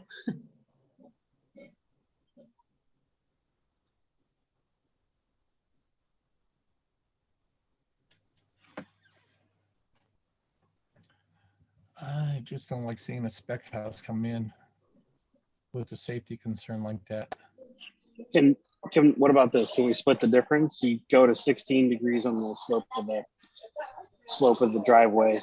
That's, a more reasonable variance, and then you can, if something does happen where you have to put a retaining wall, it'll be below the 4-foot requirement where you have to get a permit from the county, right? Well, I don't know about that. Well, I mean, it would, because he'd be able to raise up. Well, I already have a design for a retaining wall, so Right. Yeah, so I should be fine. But I mean, I'm willing to compromise if I have to put in a retaining wall because it's cheaper than a redesign at this point. Yeah. I think that just the overall concern is putting in driveways that are too steep. And I understand that they've been allowed before, but the goal is to try to minimize the steepness if possible, and we can do that on this site. Is Karen's point. Okay, right? Well, can we do 16 degrees and I'll get a retaining wall back in the left-hand corner, and it'll be under 4 feet. I mean, that's my opinion or my suggestion. The rest of the committee can weigh in on that, but I think it's a way to be able to move forward on the project for these guys, so they're not trying to redesign the thing. But we're not. So then how many more steps in the front would that? So cut it in half. You're going up 2.5 feet instead of 5 feet. I think at that actually sounds like a good alternative to me. Putting in some kind of steps anytime you're getting into that steep along the sides so people can walk up the driveway, I think safety wise might help mitigate that a little bit also.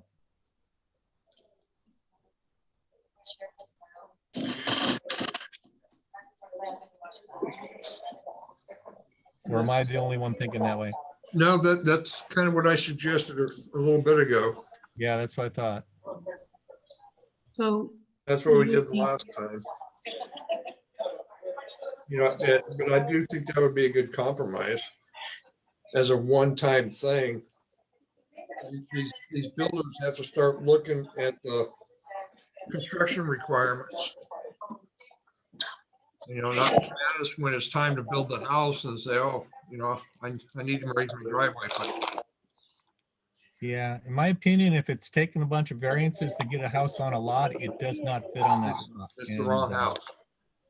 If we can compromise to this, I can go with this. I'm not happy with it, but I can go with it. Yeah, I'll agree. So, 16 compromise on degrees and steps 16 along the 16 driveway. degrees plus steps. Okay, I'm fine with that. Okay, good.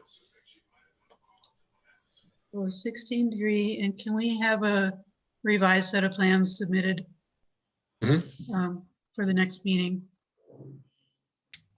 Showing the elevations that fit that and everything, you know, with that. And I suspect the next meeting is going to be next week. Because we're not going to get through this all tonight. Would you like to address some of the other issues on this? Sure. Go All for right. it. So it looks like 16-degree driveway, add steps. We want to see a driveway strip drain into the ditch. So if we're going to submit revised site plans, we'll add that. And I can pass these comments along to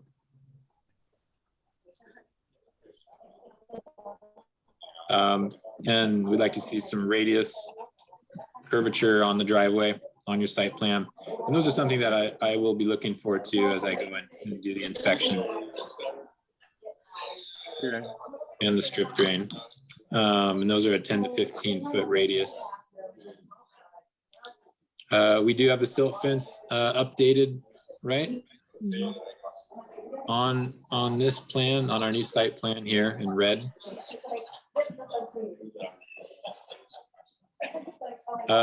This has been an ongoing issue with a lot of these builds. Is the stormwater treatment infrastructure is not on the site plan. It's on its own. Oh, it's on this one. On its own. It's on its own page down on the bottom. And that's something that I talked to this builder or this architect, Todd Fuller, today about adding those. So that is something he can add to the site plan.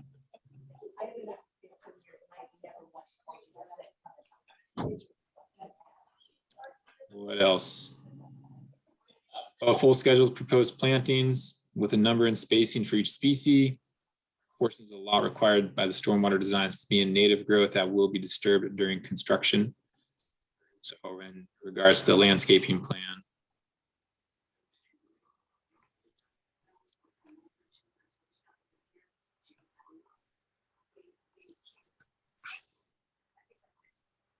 You know, we do have a legend here with some of the species. Oh, Joel? Yes. The silt fencing, we also need the clearing boundary across the back, not shown on the plans, because that will define where these new plants need to go. You're looking to see where are you looking for that boundary and labeled native or existing vegetation? Yeah, clearing boundary, like the where he needs to work and where he can leave it alone. Well, the civil engineer, he comes up with the number of plants based on what gets disturbed during construction. So if more gets disturbed, then he'll update the county's building calculator, or if less plants get disturbed, he'll adjust to that. So, I mean, with these tiny lots, when you're backfilling, I mean, you can't really do much when you have a deck in place, and you got to do what you got to do to backfill it and move on with construction. So, I mean, here's the thing. Whoever's designing these stormwater systems is I guess, undersizing them. He's giving you like 200 square feet of non-native area on the whole lot. And if that's what you're happy with, then that's fine. But it does mean then you have to put native plants on the entire lot, except for that 200 square feet that he gives you. If you want more property not to be replanted in native, then you have to build a bigger retention or bigger, stormwater treatment thing. Tell the designer that, you want more space for landscaping. I read online, there's a memorandum of agreement between Sun Valley and Whatcom County that says the ACC is supposed to be enforcing the plants part of the thing, which I didn't know. But now that I know that, I think we need to see like just a table of plants, and then if the clearing limits are different, the actual amount of land that's disturbed is different, we just say, okay, we're planting one sword fern every 5 feet. We'll just adjust the number of ferns for the actual cleared area. But what I would like to see is just a table. You propose to plant, sword ferns at 5 foot centers, and a cedar every 20-foot centers or whatever it is. I don't know what the plants should be, but you pick the plants and tell what the spacing will be, and then at the end, everybody will know how many plants need to be there. That's exactly what the county has. They have a calculator where you punch in the square footage of the area that got disturbed, and it spits out the amount of shrubs, trees, and ground covers you need to plant. And the county inspects that, and you space them out accordingly. So, I mean, the county inspects that. Are you saying that you guys need to second that? Because that's not what happened in the future. I mean, if the county. Yeah, I talked to the guy at the county on the phone, and he said they have this calculator. It's a work in progress, but the thing is, Karen, I have that now too. I can forward that to you guys. yeah, I got it from Kirshner also. Yeah. And he says, but the point is that you need to use that calculator before you submit your plans. Yeah, and we Pick did. some plants, and then just show the results of the calculator. Yeah, in we your submitted plans. to the county and it got approved, but everybody knows that it changes because sometimes you disturb less, sometimes you disturb more. And they also have a list of what kind of trees, native trees, and what kind of native shrubs that the county wants to see, and it's all native. So we all follow that planting calculator, and the county will not sign off on the stormwater inspection. And if that doesn't get signed off, then we don't get signed off on the final inspection and can't move forward. So that's all been in place. Right. That should make it easy to create a landscaping plan for us then, to show us what's going out there and where it's going, at least on the original proposal. Well, I mean, stuff gets moved around, like the stormwater system gets moved around. The buried propane tank gets moved around. It all gets shifted around based on where it fits and how deep we can go without. I mean, the sewer is another question. I mean, we can't place any of that until we run the sewer. And so what I want to say here is that all we want at this point is a table saying that these are the plants you picked, and for the tree species that you picked, you're going to plant one for every 300 square feet of disturbed area. And for the whatever it is, there's pick some plants. well, there's not that many plants on there. There's really not. Yeah. We use all of them. We just take the total and just divide it. But go ahead and pick whichever ones and write that down on the plans, on the landscaping plan. Yeah, we still need to have the landscaping plan. All this doesn't preempt that. Yeah. I mean, I'm okay if you, for now, Basically, we're just asking for a materials list as far as plans goes, right? Okay. That and I mean- that and an initial map on where things are planned. If they get Right, changed, well, yeah. Joel's gonna make the adjustments on it. Well, I mean, like I said, things get moved around, and then once the trees are gone, we see where we get light, and that's how we figure out where certain trees go. I mean, Exactly. You'll be working with Joel in on the changes at that point.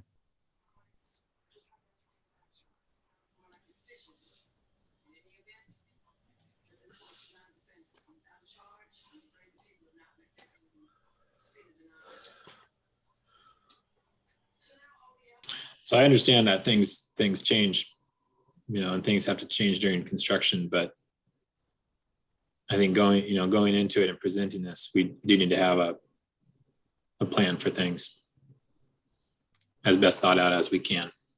Yeah, and need to stick to the plans as closely as possible. Yeah, and these builders have to start realizing that all the buildable lots in Sun Valley have been built on. And the ones that are left are going to be really difficult builds.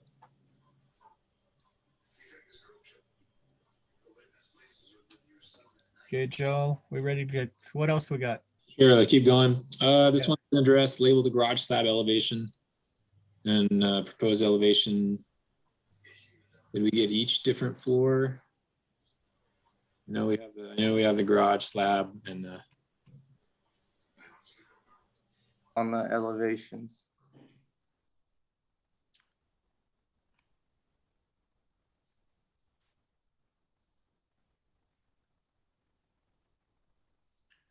so we do have elevations here, I think on all the walls.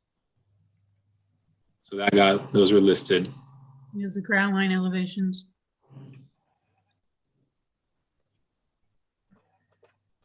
Is that different than what you're requesting, Karen? Yeah, the garage slab elevation is the most important one, but We have that here. usually they'll be labeled also the floor level for each, for the first floor anyway, and then vertical distances are probably good from there. Mhm.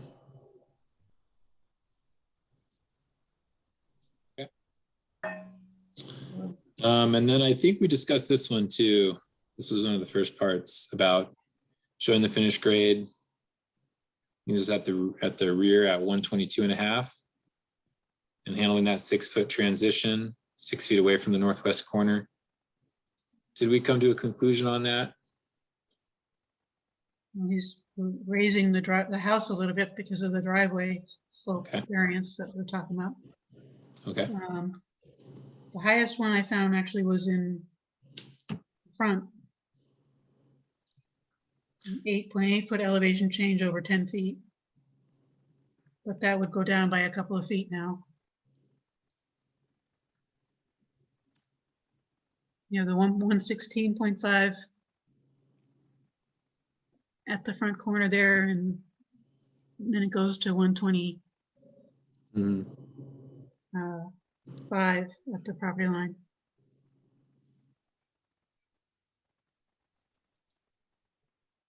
So there will need to be a retaining wall there too. If we use the 16-degree driveway slope, then it won't be 8.8 feet. It'll be shorter.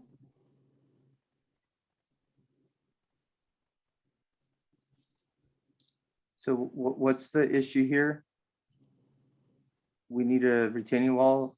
It seems to me that you can't, that's way too steep a slope. So yes, you would need retaining walls basically all along probably that side, the high side of the house. Well, the foundation is going to be the retaining wall. Okay, but you need to make sure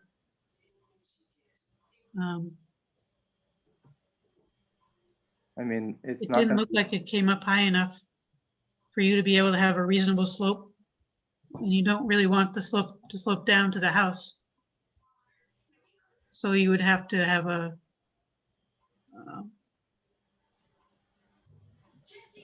Karen, you're higher, the back, higher ground line there. No, on the side Here. towards on that. the side, the left side here. Yeah. You'd need to have a show not 122.5 at the back and 116.5 at the front. You'd have to have higher numbers there for that to work out. So we got a retaining wall there on both sides of the driveway. So, I mean, This we're would gonna- have to be in the green corner that, you know, the two front corners of the house are highlighted there in green. On the one on the left there, your ground line proposed is shown as 116.5. But just 10 feet away, you can see the contour line is getting up there close to 126. Mhm. That's 125 plus.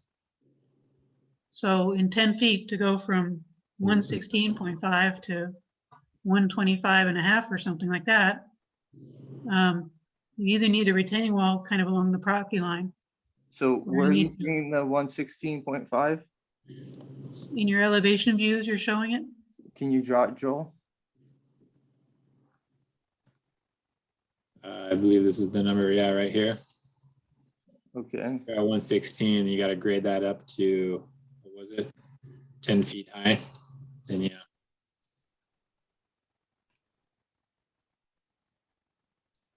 You would need a retaining wall, probably need a retaining wall here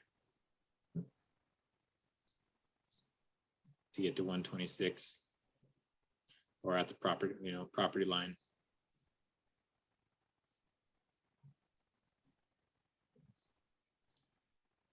Okay. Does that make sense, So Will? with- Yeah, that makes more sense. I mean, with a 16-degree driveway slope, that elevation will then be higher, of course. So the wall will have to be shorter, or the, you know what I mean, but it still would be an issue. Mhm. Okay, I'll have the architect add that in. If Joel, if you can put that on the list. Sure, I'm making a list here. Retaining wall, left side. And a 16-degree driveway slope, in case anybody wonders, is 28.7%. Thank you.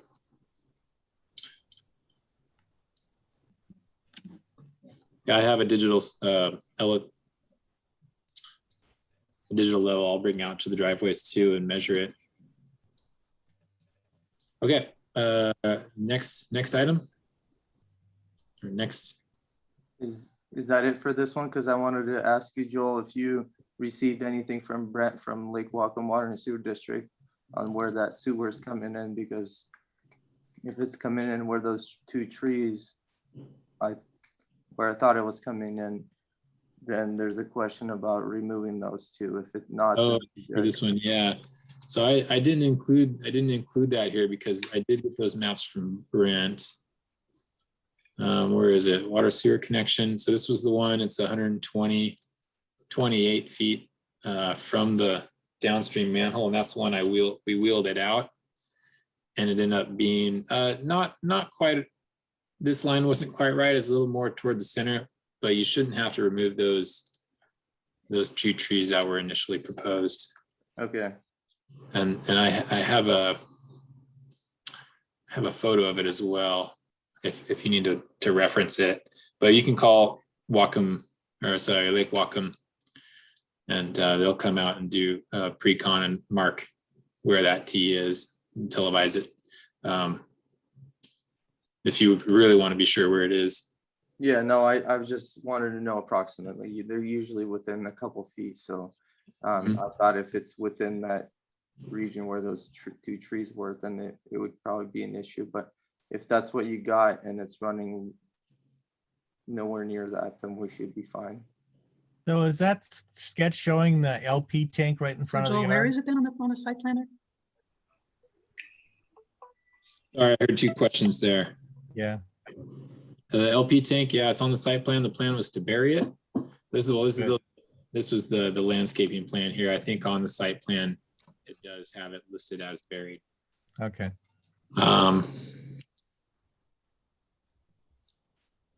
I know, digging down and hitting rock can be an issue. So we have a plan to move it to the sides of the house and use 2 vertical tanks. If we do that, then it needs to be screened. Okay, that's a good alternative for me.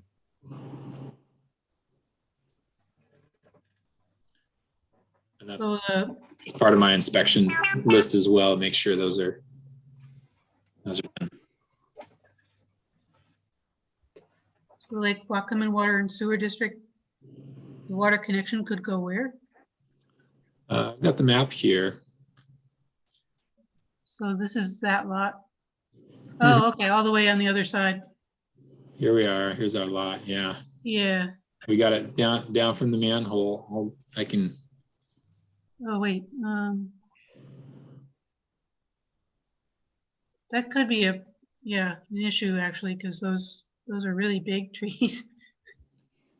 Yeah, that's why I was kind of worried, is I'd rather remove them before we get the foundation in than when we go in, because they're sitting up really high, and we got to keep the sewer 30 inches below the ditch line. So we got to dig really deep. And if the ground level shifts, those trees they'll hit a house for sure. So that was my concern. I mean, if I don't have to, I don't want to touch them and remove them. But if there's a little bit of a concern about that, it's a safety concern. So that's why I raise it to Joel's attention. Sure. So I'll show you a photo of where we wheeled it out to. So that blue is the water, right? So yeah. I mean, if the green is the sewer, we should be fine. The water, they're just gonna run it out.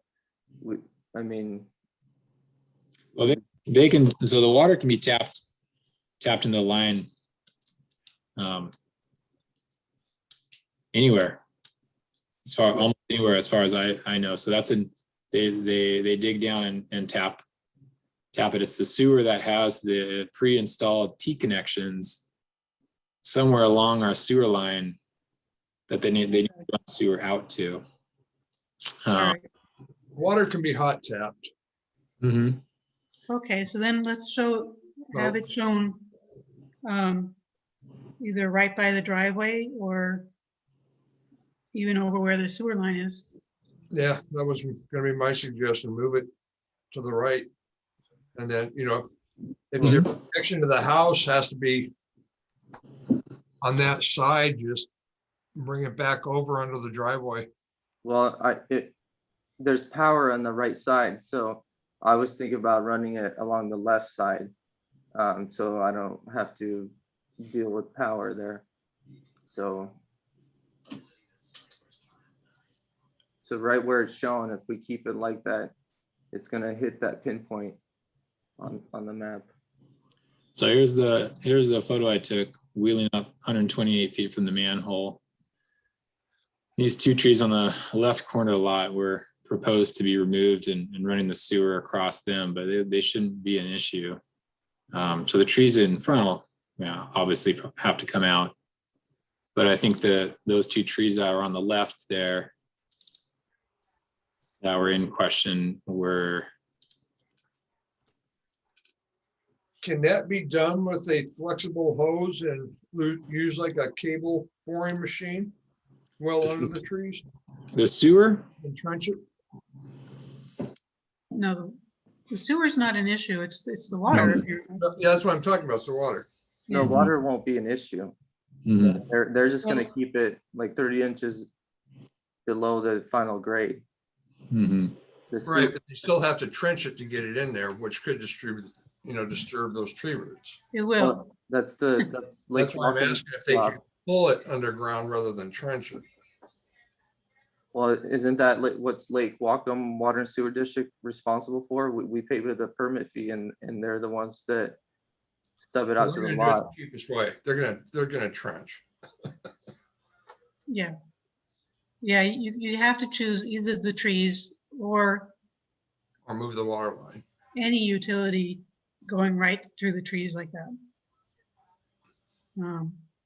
So I don't know, I mean, can you just run it along the middle of the property next to the driveway and then dogleg it over Right. right by the house. And Lake Whatcom Water and Sewer is just going to take it to the meter box, which is just right on your property line. It's up to you to take it the rest of the way. Yeah, so what's the issue? I mean, those trees to the left, they're way out to the left. I'm not seeing an issue. What But you've already said that there could be an issue with the roots when you trench it. Yeah. Well, if they take it to the property line is way past the trees. The property line on the left side? Well, what I saw on the map was the water ran half, like right between the tree and the trees in the driveway.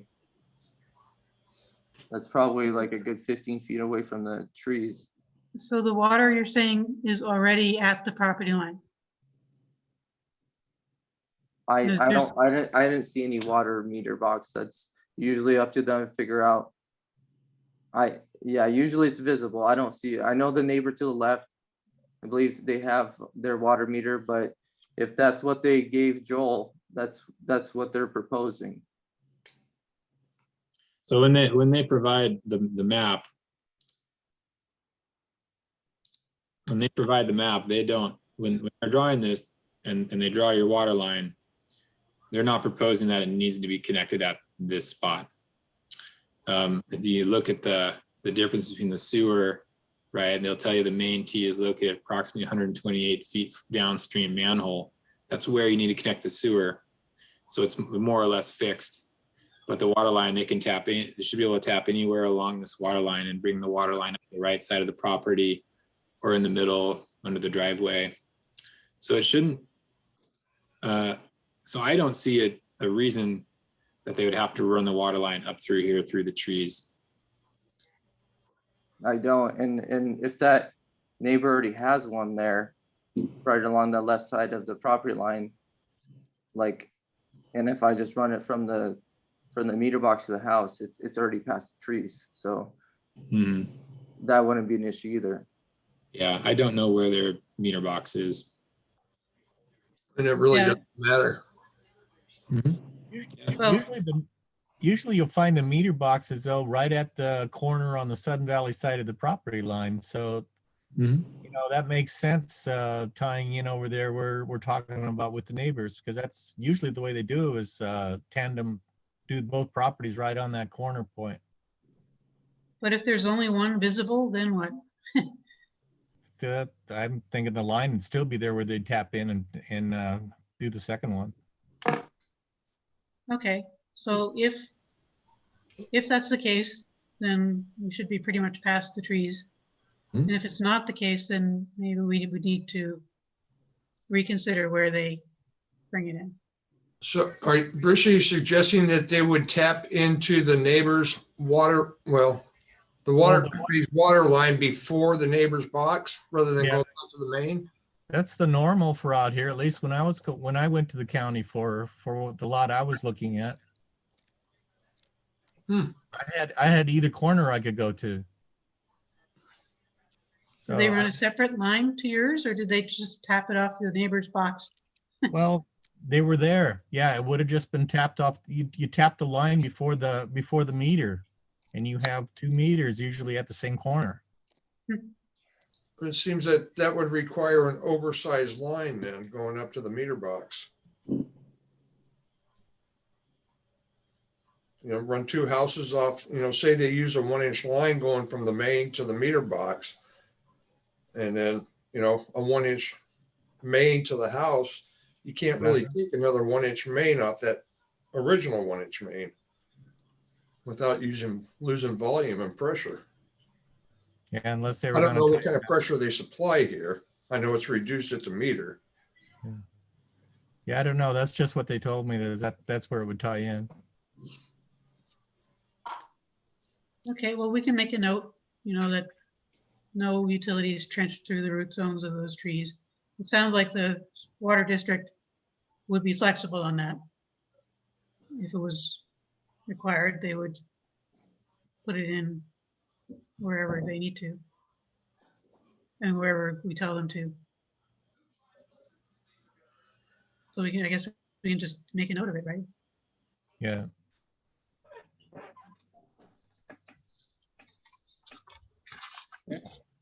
Okay. Problem solved. All right. And then the next, I think the last one. Yeah, that's not a big deal. It's just nice Yeah, to we'll make put the sure that culverts in so they all line up. Yeah, we'll make sure that culvert is in correctly and following the guidelines of the driveway install. That's part of our inspection as well.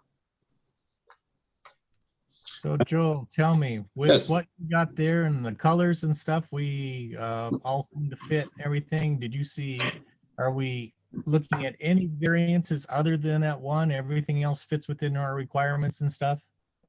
Yep. Let's see. This was quite a project. In the beginning, I sent Will a long list of things to correct, and he seemed to take care of them. Everything else is good. The height requirements good. Setbacks are good. We've got the full application.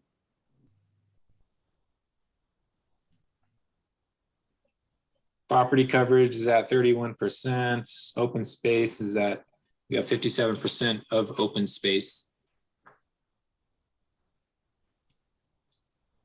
Corners were marked. Building corners were marked. Trees were ribboned. Everything looked good to me in terms of meeting all those minimum requirements. Okay, does anybody considering the, oh, Sorry, you wanna- there was one thing here. Okay, sorry. Temporary construction parking is requested. So I think this is where, due to having, and this was a conversation we had in the office last week about how to provide temporary parking for contractors and subs, so they're not parking in the, in the ditch.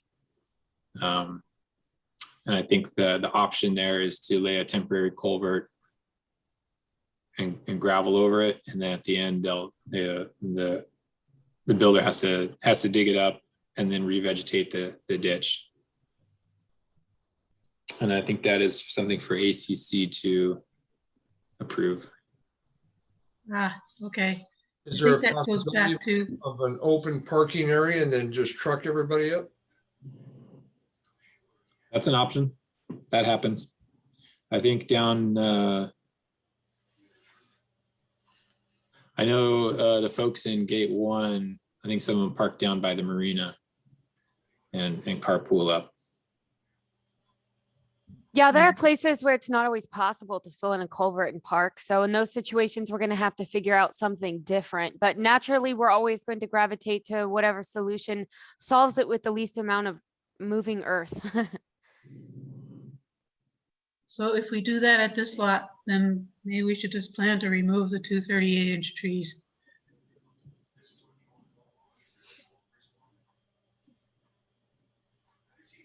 So that's what we're trying to avoid. Yeah, I didn't really get a good look at how healthy they were. I wish I had looked more carefully. Can we get an arborist report on those? If they're good and healthy trees, I'd hate to see them come out. Yeah, maybe we can defer the.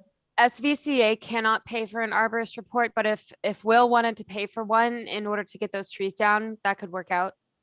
Yeah, and I don't see taking those trees down is going to give them any parking. Yeah, I don't think the trees Well, are an issue. I mean, I would just lay the culvert in as the ditch is, and then just put gravel over it, and then just pull the culvert back out. I'm not going to be digging into the existing earth for the temporary parking. well, don't I see guess, the- It's not going to give you very many cars. Well, unless you guys want people parking in other driveways or being hanging out on the road.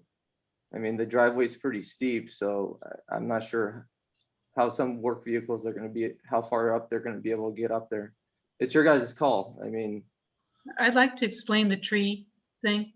The arborists say that the root zone of a tree that should not be disturbed has a radius in feet equal to the breast diameter in inches. So a 38-inch tree is a 38-foot radius.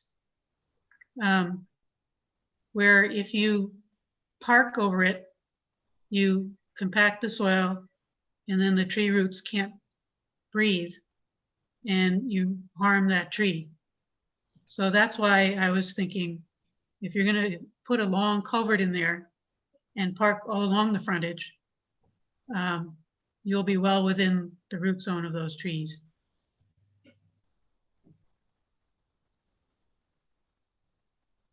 Is there a snow parking zone close to this place? Which gate is it in? I forgot which gate it's in. It's up on the Looks hill, like right? it's 3, gate 3. Yeah. Yeah. The left right away. It looks like it's kind of in the middle of gate 3. You know, there's always, you know, Stimson. You can park there and have people carpool to the lot and make spot for a couple of cars. All the trees around it are being removed, aren't they? All the tall trees? All the trees on the lot except a few in the back. Two in the back. I was kind of thinking when we went by, it had ribbons on it. I was just assuming they were going. To me, leaving isolated trees there, especially if you get in where you damage the roots, I'd almost prefer to see them out and something new planted there so that we don't have a wind throw problem later. Yeah. But then I seem to be at odds with a few things on that. But I hate to see isolated trees left. Well, yeah, and it makes sense. If the roots do get damaged, they're gonna have to come out anyway. Yeah. Yeah. But I don't know if that's a finable offense. So is there an option if we remove those trees that I replant a certain amount of trees additional to my landscaping plan? Is that an option? If we all think that it may be an issue? It'd be an option for me. So how Yeah, many? I think so. But I don't see how removing those 2 trees is gonna give them any parking spaces. Well, if they put the culvert along their full frontage, wouldn't they that dig give it back them, out. And what's the frontal footage? uh, What are you gonna get, 3 cars maybe? Well, it's gonna be more than flat. that, That's one. 75 feet,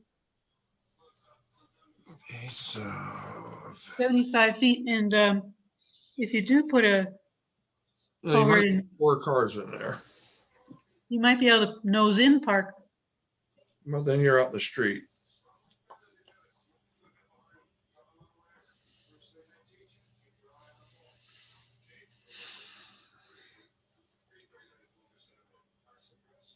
To me, the drainage with the I really don't have a problem with them doing the culvert and that. It's, to me, it's they have to deal with Sudden Valley as far as maintaining the drainage and stuff through there. The trees isolated left, if it could be, if it looks like we're gonna be compacting anything on the soil, I'd just as soon have those out of there so they don't cause a future wind throw problem and have something new planted. Now that's my personal opinion on those. Is this a case where Sun Valley Maintenance would have to approve that culvert, temporary culvert? To me, it would be. Yeah. They'd have no problem doing that.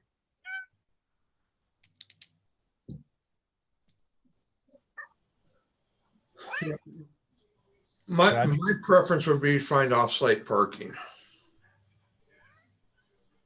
Because I suspect there's gonna be a lot more than 3 or 4 cars that need parking spaces. Yeah, I think anything beyond that, though, they should park in carpool. But up to that, if they wish to pay for the culvert and clean it up afterwards, I really don't have a problem with that. And re-veg. Yeah, I guess I'm the same way. It's an additional expense for us, but we're just trying to make it easier for the contractors so they don't have to carry their tools a long way and their material. Plus the lumber package, it can't get very far up the driveway. So if they're able to leave it there for a short amount of time and then have workers carry it up. Yeah, deliveries aren't parking. That's temporary. Yeah, exactly. Temporary. But it uses space too. It needs a place to park, so to speak, the pile of wood and the pile of materials and whatever. So I guess I'm thinking kind of like Bruce, even though I hate to see trees go.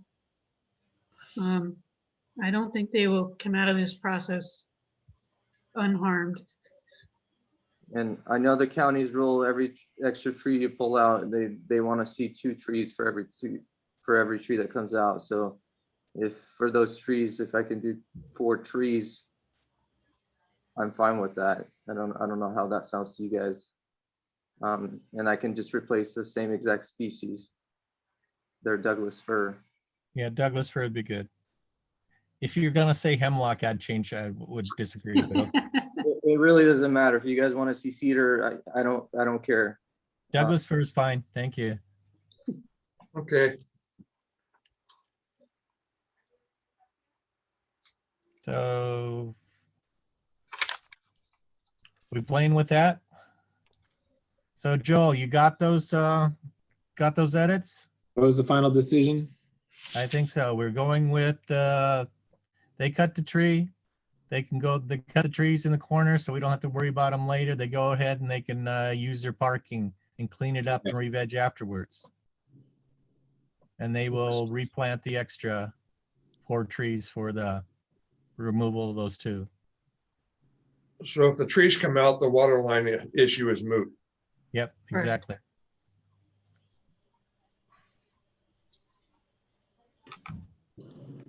All right, that's the last item right now, unless anyone else has anything. Sounds good to me. We ready to vote? Sounds good. Move to approve with notes. And only Yeah, a 16-degree driveway slope. Yeah, that's the notes. Mhm. That's our variance we're accepting. With steps. Yep, with steps. Yeah. Do And we we'd have a like to second? I see, still think if you were to drop the garage floor slab a foot, 18 inches, it would really help you out. It doesn't change anything other than higher footings. Yeah, I'll try. Step going into the house. I'll try to well, do it, any issues. 4 layers of siding just around the garage. the problem is it changes when the front steps go up to the front door from the driveway.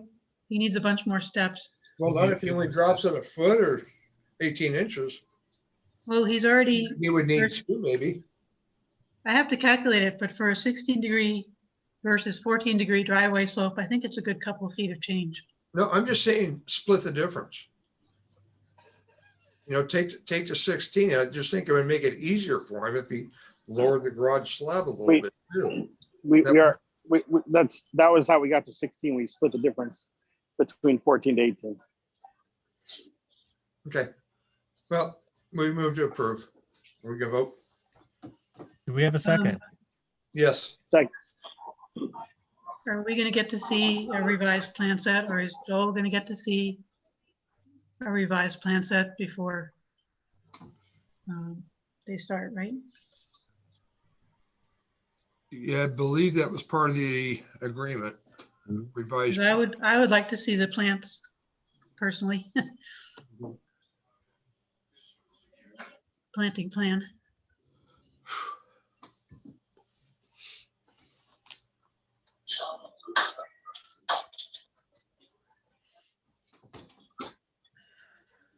Ready to move to the next? I think we had a second on that, didn't we? Yes. Yep, we did. Okay, all in favor of passing it with the edits? Yeah, let's let him move forward. Aye. Aye. Okay, that sounded like everybody. Of course, we can't see anybody right now, so Unanimous. unanimous. Thank you, Susie. We're like 8:25. What do we want to do? We want to go to Will's other house quick and then maybe jump to the homeowners request, try to get through that as fast as possible, and then next Thursday, go through the rest of the construction? Let's take the homeowner request and let Will take a Valium before we get into session. What do you think, Chad? Yeah, my plane's gonna board here at 8:40, so You're just gonna have to cancel your flight. that's not happening. Okay. So Karen, what do you think? Should we finish off Will, or do we want to move all the construction to next Thursday and try to run through all our homeowner stuff quick? I guess I'd vote for the latter. Sorry, Joel. So that's fine. There's enough information from your comments here too that we can have probably some updated plans for next week that can address most of these issues, especially with the Arrow homes. Okay, that would be great. And they were starting to work on them. I think they've got 2 of them pretty up to speed, but the other 3, they were lagging. So one thing that we should do is allow Rich Berry to speak to you guys before we begin the request for the homeowners. Okay. So Will, is that gonna be all right with you? Can we punt you for next week for your second home? Well, are we talking 2 weeks from now or next week? 1 week. Next week, we're gonna have a special meeting for you. Well, I was really hoping to get both of them through today because I had originally submitted for the May 6th meeting and that got pushed back with revisions. So I know it's your guys' call, but I really was trying to take care of it today. How many concerns were there with his second house? we have a similar amount. We're not gonna get through it then. Yeah. I don't think. I mean, that one took an hour. The second one should move faster. I mean, they're pretty much same lots, same houses. Same issues? I don't think we can do that and get through our homeowner list. Okay. We have a long homeowner list too, unfortunately. Okay, let's Joel, can you, Susie, can you set us up a meeting, and Joel, would 9 o'clock in the morning work with you instead of the evening one? I believe so. Let me take a quick peek here. No, next week, Thursday, right? Yeah. I believe that I actually already have this scheduled for you guys. You knew it was gonna happen, huh? Why doesn't Yeah. it surprise me? That's at 9? Yes. Okay. Construction moves to next You're week. sharp, Susie. Let's make a run through these other ones quick and see how far we can get. Hopefully we can get them done. So does that mean mine's gonna get pushed back till next week? You're Yeah. pushed back until next week on your second one. This first one here, we have approved with the comments. Okay, all right. And then next Thursday, is it at 6 p.m. or 10? It'll be 9 o'clock in the morning will be the start. Okay. Yep. All right, well, I'll see you guys all next week at 9. Sorry, Will. I understand. Thank you. Enjoy your vacation, Will. Okay. Okay. How about our trees? Where were we on trees here? We did 352 Sudden Valley Drive. I think Rich Berry was here. He's another builder. He wanted to Oh, talk that's to you right. guys. Sorry, Rich. And thanks for the, that was actually a pretty good suggestion on the house anyway. You're muted, Rich.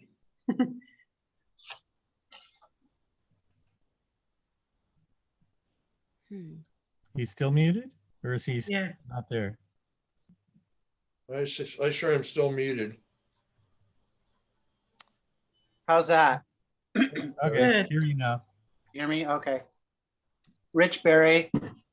I run a business. It's called Northwest Drafting and Home and Garden Builders. I propose to be building a house at 74 Lake Louise Drive. It's on the south side of Lake Louise, and it's a nice setting, has nicely treed. And so I drew up some plans. I've been drawing plans for a number of years and been building for quite a few years. And so the ACC has decided not to accept hand-drawn plans. And I want to make a proposal with these specific plans. The plans were drawn and I have updated the plans so that everything is to scale on these plans. And they have been revised. The county is accepting the plans, and they have accepted a number of my plans and hundreds of my dad's plans, similar plans, same thing. They use those plans and they mark on them electronically. So they take them to the, can you still hear me? Yes. They take them to, I take them to the county, I send them to them and they mark on them. They actually take measurements and being that they're to scale, they give me feedback as far as what is, no, this is 58, this is the North Point one, yeah. Yeah. Okay, so this is the 58 North Point one. Okay, so what they do is they can scale areas when I landscape, for example, to show how much natural area and native area I need, as well as how much I can use for landscaping. So it's easy to work with for them. And I apologize for any unprofessional work.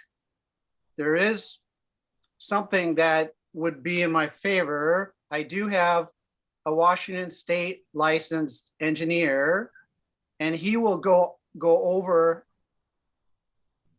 as far as the plans are concerned. So these ones, this one here has already been approved. So I don't know what the question is on this one, because I've already talked to the, well, I thought this was for 74 Lake Louise Drive. This is Moran State Park. So this is something else. I don't know. Do you have the latest plans that I emailed you, Joel? In the last email, I emailed you some. This was back. Okay, so it would be within the last,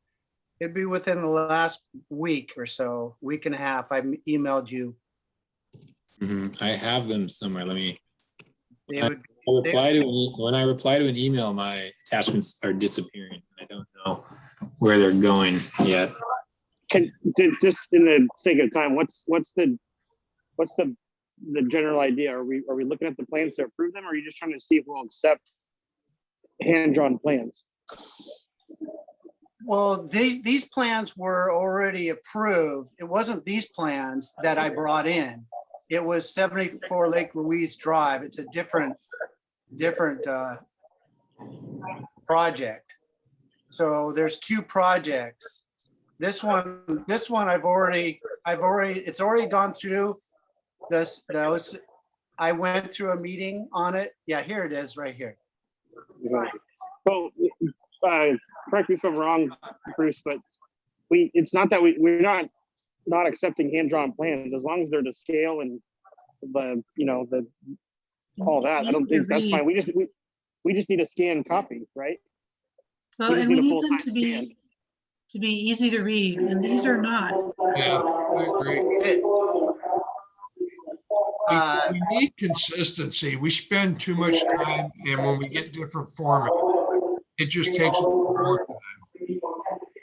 Well, I mean, that's construction. You're never going to get the same format of drawings. much as you want them to be. I'm not saying it has to be the same format. We need consistency. Yeah, no, I get that. Well, look at the plans. For construction purposes, these are very simplistic for the construction purposes. And I would like to see the official surveyor's contours on the site plan. There's a site plan drawn over to scale over the official surveyor's contours and information, not hand-drawn contours. There should be a picture of the home on the contour lines. Basically, what we want is easy to read, easy to understand, good handwriting, like trained draftsman type of text, and not too light. You know, some of these things the lines are very light and it's hard to read. What we want is easy to read, professional. And it needs to scan at a level that we can zoom in and actually read the numbers and stuff. Sounds like, are we expecting computer aided or CAD drawing? Yes, that's generally what we prefer. I don't see why we shouldn't have that. You know, I would be okay with a professionally done hand drafting, but this is not that.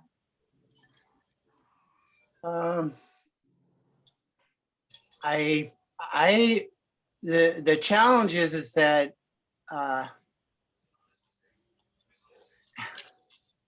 the challenge is to find, for me, you know, it's kind of like the other guy. I'm behind the 8 ball trying to do this project this year, and then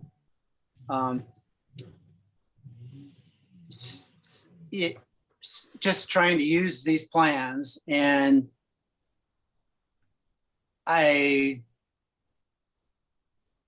to go out and get them AutoCADed, it's going to take me probably maybe a month to 2 months. It'll be past the time, so I'll have to wait till next year. And so I started this process a number of months ago.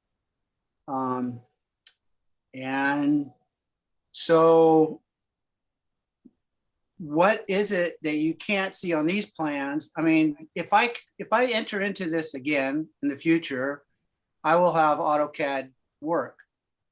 So I've been doing this I told Joel, I've been in the business for 40 years and been drawing and using these plans for, I've been drawing for a few years. And I haven't had any problems. If there's anything that you can't really see in these plans, I would like to know, or if a builder couldn't understand them. There are dimensional plans. Some things about AutoCAD is that they're not always dimensional. A lot of times their measurements are off to odd sizes and lengths, which isn't as easy to work with for a builder or buying materials. And that's part of the reason I stayed in doing this. I don't know that I would agree with that. You know, this is something I would accept as a conceptual drawing. We don't need all the interior stuff. You know, just make sure that, you know, your driveways are correct, your slopes are correct, your elevations are correct. It is all correct. I know. I'm not saying it's not. But we're a group of volunteers, and this is getting overwhelming. So, you know, consistency would really help us out. We did have trouble with your 58 North Point. It was very difficult to work with, for me anyway. I'm, you know, not that young anymore. My eyes aren't that great. And God forbid memories. It was painful. I'm sorry to say. Are the plans that we're talking about, are they on the spreadsheet, Susie?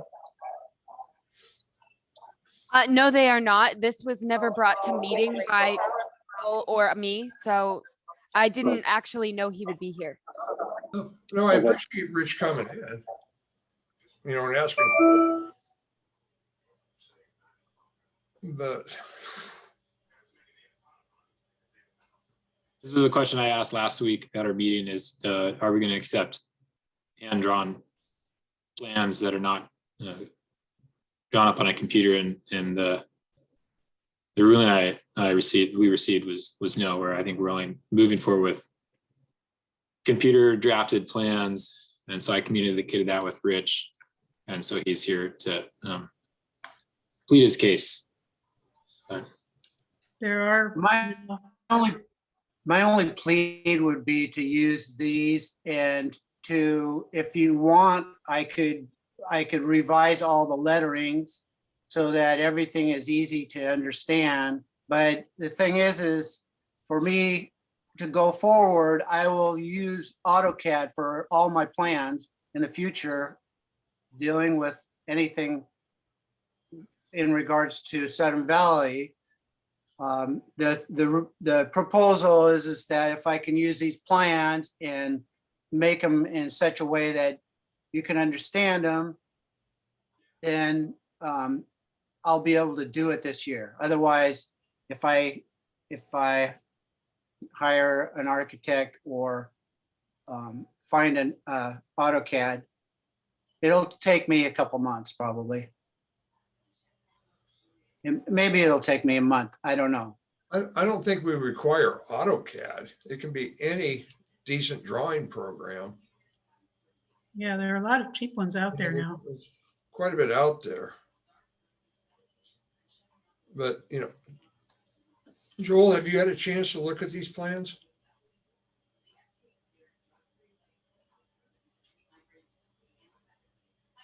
I haven't gone through the checklist yet because I was waiting for confirmation on whether or not we're accepting hand-drawn plans. But right away, I just taking a look at some of them, like the roof line for. There are. I know there will. If I went through the checklist, I would find a lot of issues as is. Well, if you found the revised ones, I revised some and sent them to you recently. Mm-hmm.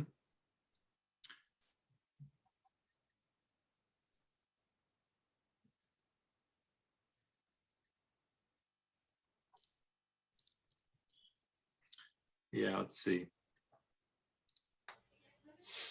One key thing though is when we get our set of plans, we need the proposal has to be locked in.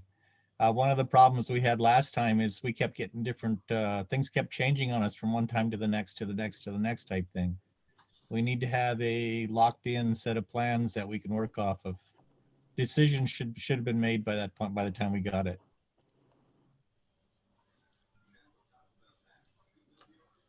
Yeah, I think what you're saying, Bruce, is it's not up to us to confirm that they're adhering to the Sudden Valley guidelines. They need to do that before they submit. It's not up to us to revise their plans because they didn't follow the rules.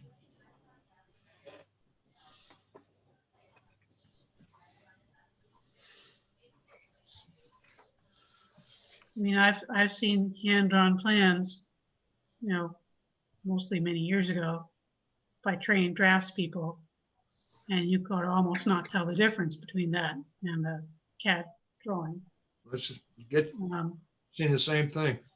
And what you have here is really not easy to work with. It's not. What specifically isn't easy? The handwriting is sloppy. Mainly the lines are light and kind of, they weren't, a lot of them don't seem to have been done with straight edges, with.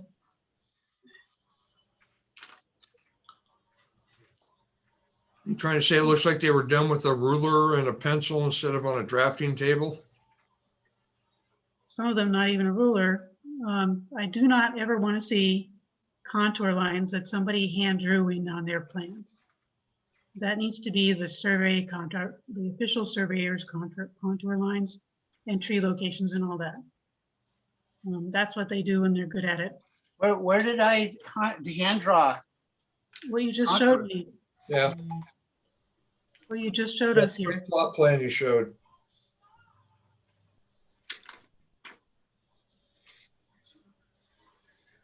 I don't know which one you're talking about, but I've got the, yeah.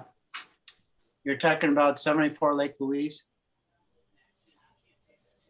Pretty sure that was it. There's what I did was I put the house within the survey's plot lines. So I don't know which one you have. The only contour lines should be the surveyor's contour lines. Yes. Not you hand tracing them or anything like that.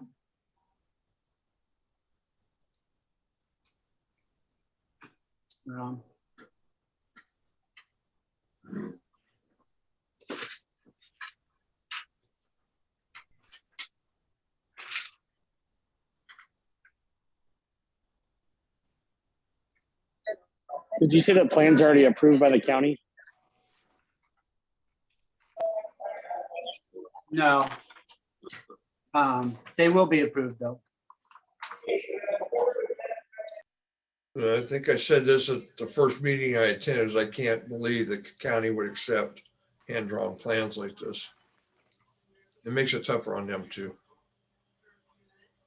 I think that I just, to move things along, because we're supposed to move on to other stuff. The consensus is that the plans that we were looking at are not gonna cut it.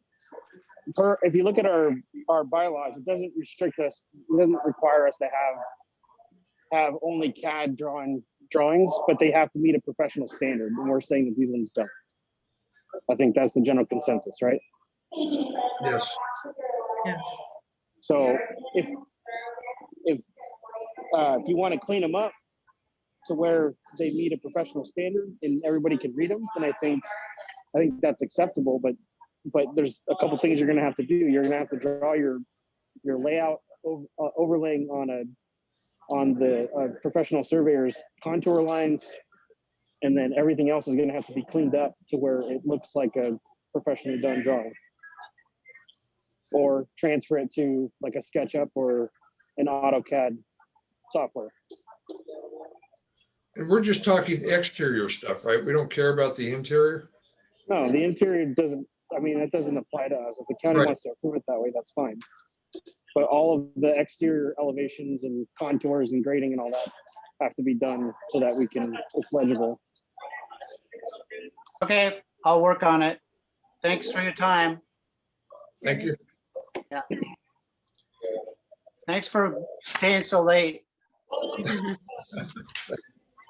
You haven't even barely started. So we want to give it a shot though, right? Yep. Are we still okay. Hopefully these will go faster. Let's see if we can run down some of this. 7T Place. It is the where they want to, I think we approved a couple privacy panels for their deck and their hot tub last time.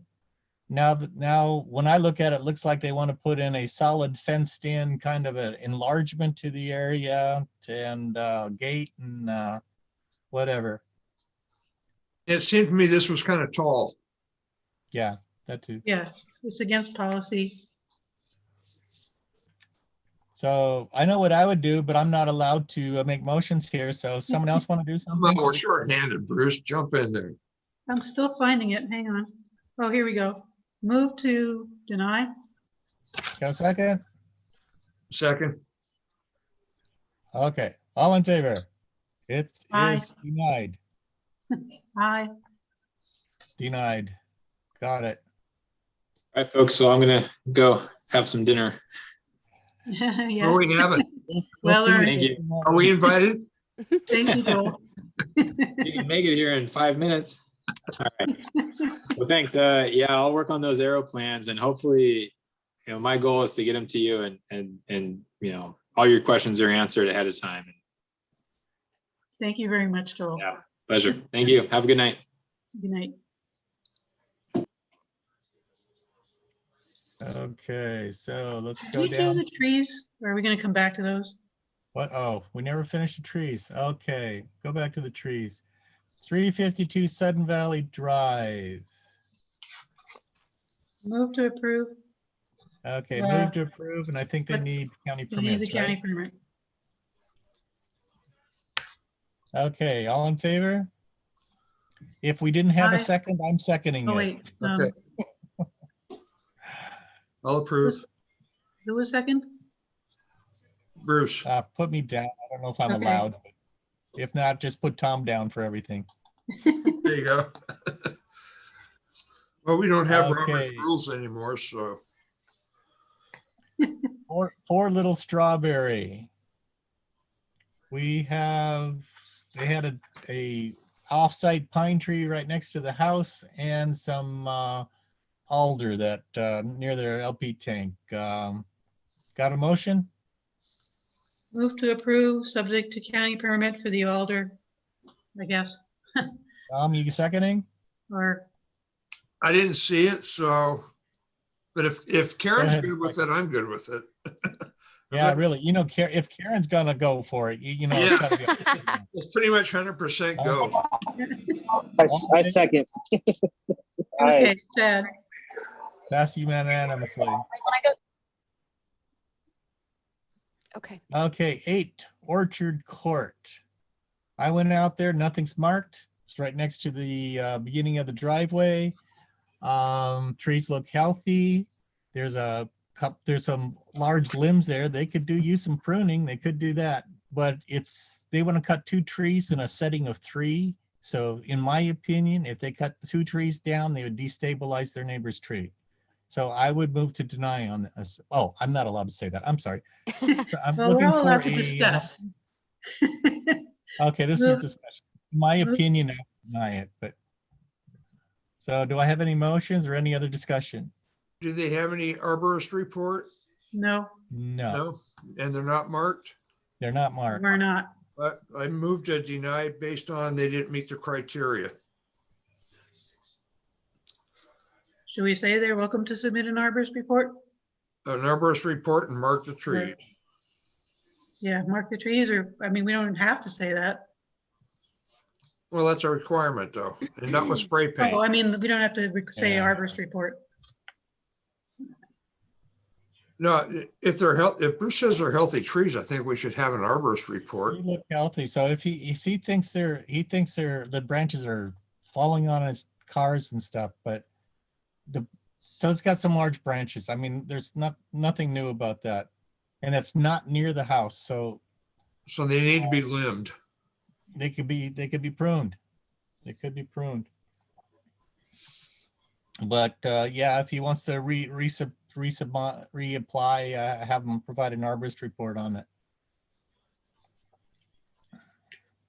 Okay, 12 Huckleberry Court. Oh, I moved to deny. Did someone second? Oh, on the last one? Yeah. Lead Orchard? Second. Chad, Okay. All in favor of denying Lead Orchard? aye. Aye. Okay, unanimously denied. Now we're at 12 Huckleberry Court. In front of potential danger cars, but required replanting. Okay, I'm trying to remember it. I put down approved This is already. the two healthy but split trunked cedars, one in the front Oh. yard, one in the back. They're Oh, bifurcated. yeah, that's right. Multi-topped things. It'd be nice to, Double topped, yeah. yeah. My vote would be to approve the one in the back. The one in the front is a danger only to the driveways, in my opinion. They have a pretty extensive arborist report here. Yeah. Yeah, to me, that puts it into hazard tree category when you have a split like that, especially on the cedar. So if we do we want to have them replant, or I think there were plenty of trees around there, weren't there? Yeah, maybe we could have them replant in the front. Or actually replant something for each one. Because they are Okay. like a big part of, I mean, they're two of the biggest trees they have Yeah. there. So I'm hearing possibly approval with replanting. Do we have any motion? What about stumps? Pardon? You have to leave the stumps?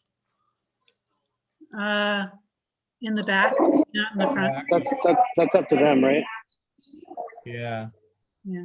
Well, for erosion control, the one on the back was kind of on a slope.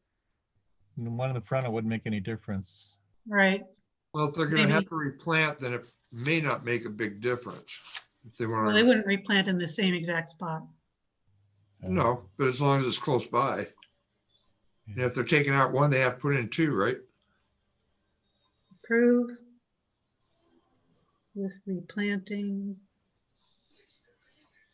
Well, we don't require 2 for 1. Yeah, that was a county. No, Yeah. my bad. Okay, so do we have a motion? And did we figure out the stumps? Do we want to say anything? No? I don't think we need to say anything on that. Okay. Move to approve, replant a cedar for each one, maybe? And they will need county permit on that. Yes. They're definitely over. Yeah, they're big. So, yeah. And we already did 71, Sudden Valley. Oh, did we vote on that? Did I pass that already? We did. Okay, all for approval. Aye. Aye. Did anybody second it? And I can hear Chad. What's that? Uh, Tom's automatically seconding everything you say. Right. Almost everything. I'll let you know if I don't want a second. Thanks, Tom. Okay. You get your cocktails yet, Chad? Okay. 7 Tree Place. We already denied that, right? We already denied that. Yeah. Next, 81 Polo Park Drive. Oh, this is, they put this in before and didn't we defer it, waiting for property lines and it for it to be marked? And we go out there and there's still no property lines and it still isn't marked? I am so tempted to just deny it and then have him reapply when he gets, when he has stuff ready for us. When he gets his shit together. Yeah, he already started on the fence. Oh, I know this one. Yeah, Yeah. I have seen Looked it. up. He's got a couple posts in already. Right. Yeah. The I mean, jog. would that be too out of line just to cancel the thing and have him reapply when he's ready? No, I agree. Okay, do we have any motion for that? Motion to deny. Second. Okay, Tom's got his second in. Chad's first this time. All in favor? Aye. Aye. I Okay, wasn't it's impressed denied. with this one the first time.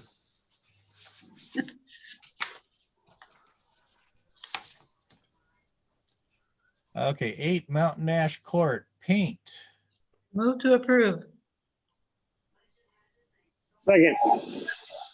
All in favor, say aye. Aye. Aye. Aye. Okay, pass unanimously. 48 Windward Drive, fence requirement. In discussion, I was looking at that and I was thinking that we had conflict with 2 non-conjoined lots. And I don't understand our map because I went to the tax assessor and they have it down as 1 lot. Yeah, they show it as one lot as well. on their So, drawing. My problem with it is it's another deer comment. We want to keep the deer out. yeah, well, They also want to contain their dogs. And it's huge. It's You went huge. out there and but they visited got- it. It's huge, and every single neighbor is going to see it. No, it is well within their property line. Yeah, but you can see all the houses. They've got a huge lot. Huh. Their lower lot line is actually seemed to be taken up by the house below them. I think they've got encroachment coming up, so they've got a huge area. Huh. And I did talk to them. They do realize that they cannot put a tall fence in. So Huh. the discussion here would be Do you they would know- have to put a fence This is off meeting. topic, but do you know if they got their that huge retaining wall thing approved? Or I don't remember that coming in front of us, and that looks pretty new. And it looks like they have a lot of water drainage problems, which might be causing my neighbors problems. They might be the source of my neighbor's need to encapsulate his crawl space. Anyway, that's off topic. Well, not really. Susie, can you look at that? I can. It's not part of the original construction? I don't even remember the retaining wall. Where's the retaining wall you're talking about? Behind the house. When you go in the backyard, you're looking up at it. It's got a big set of stone steps coming down from it. And at the top, there's a flat area with grass.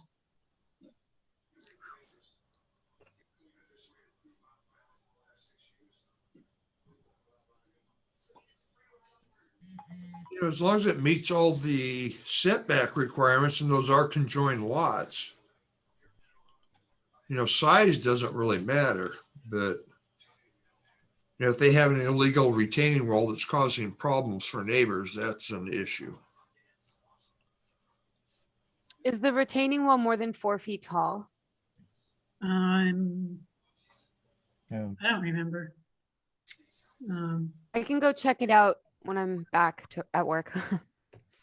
Considering I don't remember it at all, I can't even answer that question. Wow, it was like this really fancy project. You want me to go out and take a look at it? They're not far from me. Sure. Okay. Okay. But as far as the fence is concerned, it's all well within their property lines. When you look at the combined lot, and it's what our map's doing, I really don't know because it shows it as 2 separate lots. Are you looking at the plat map? Yes. That's because the plat map is from a while ago. Yeah. When Sun Valley originated. Well, no, mine was supposed to have been updated. I thought mine was more recent. I think they were updated in 2012 or something like that, but there's been a lot happening since then as well. Oh, definitely. Okay. Yeah, if you look at that Valley Drive that's upside down, that's actually windward. And it's listed on the division and plot map as Sun Valley Drive East. Oh, I thought I have a newer one than that. I'm looking at the one that's in the new book. Oh, I was looking at one of our plot maps that we got they handed out for us a couple years ago. And I look at the one that's online and the one in the book that we got, you know, for orientation this year. Oh, I didn't go. It's a nice color map. It's pretty. I'll go take a look at this. So back to the fence. We good with the fence? I'm not, but As long as it doesn't exceed 5 foot and then it doesn't have any kind of deer wire on top or anything. We need to attach to it that it needs to meet our specifications and refer to the appendix. Okay. With wood and wire.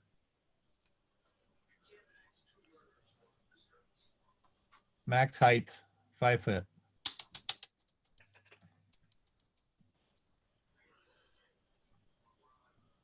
Still looking for a motion.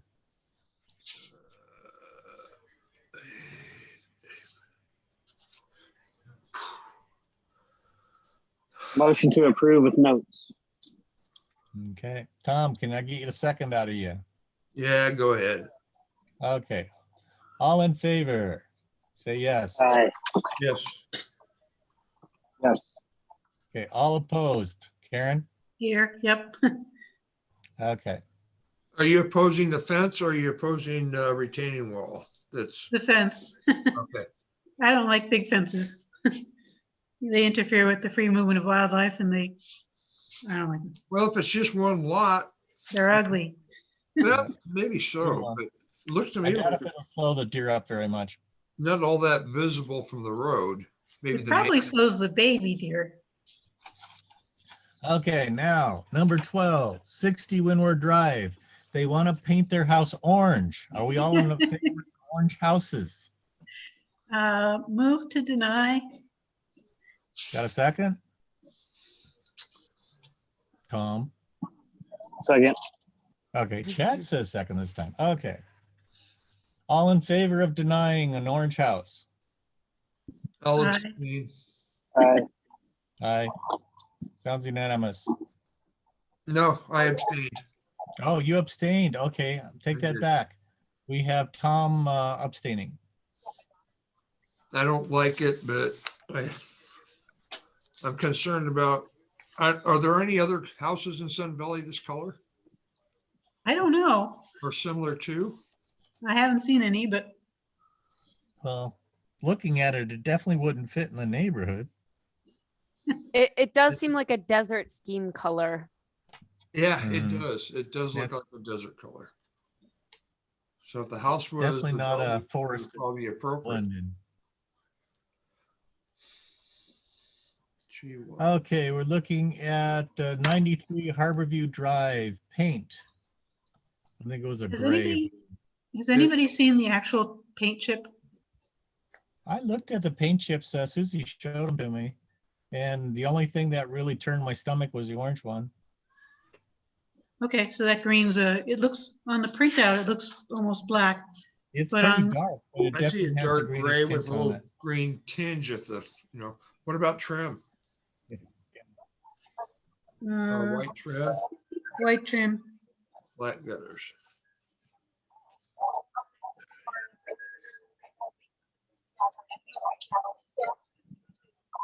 Do we have a motion? So it's not like, it doesn't look black, right? Yeah, it really doesn't look black on my shirt here. It looks to me like a dark gray with a green tint.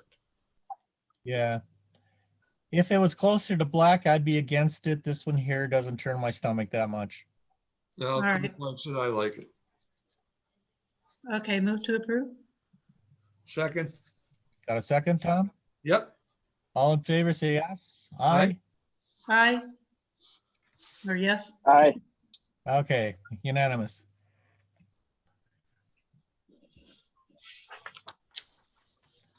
Okay, one Sundew Court.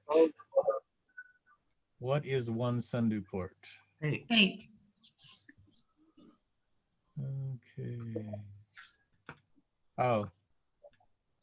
Yeah, Yeah, I don't see any problems here. I didn't see any problems there either. Got a No. motion? Move to approve?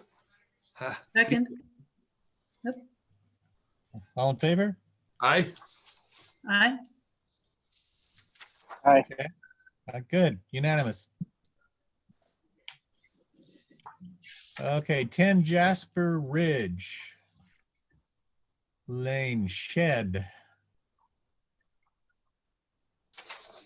Okay. Oh, Karen and I were out talking to the owner on this one. It ends up actually being flat behind the house, right behind the house. It's almost next to it.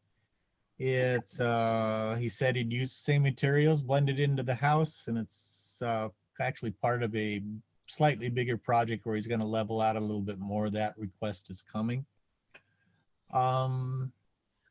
It is not visible from any place else. It's except maybe the house next door to them that has a fence that goes way down on Sudden Valley Park. It's a T-post and green fence on the lot next door. Susie, if you want to note that. This is in Treehouse Park. It is in, what park is that? Karen, do you know? I don't. Ridge. I can look it up at some point. 10 Jasper Ridge Lane. But I think there's a structure down there and they've got a fence that goes way down into Sudden Valley. Yeah, we just picked up on one of those in one of the parks. That's why I'm asking. I can't remember which park it was, but I had it all graphed out by one of our workers because I was upset about that fence. Okay, well, it's right next to 10 Jasper Ridge. Yeah, that's the one. That's the one. It's Harborview Park, I think. And yeah, we already caught him. The neighbor turned him in. Okay. So that's my discussion. Karen, you got anything else to put into that? Yeah, I mean, he didn't have it marked, so, he should get his hand slapped for that. But the way he described it, it seems okay to me. The shed? Yeah. Yeah. Yeah. So Chad, did you by any chance take a look at that, or you got anything to say? Yeah, I took a look at it. I marked it as approved on the spreadsheet. Sounds good. Do we have a motion? I'll move to approve. Oops, I'll second. I'll vote yes. All approved. Aye. All in favor? Yeah, aye. Sorry. Okay, unanimous.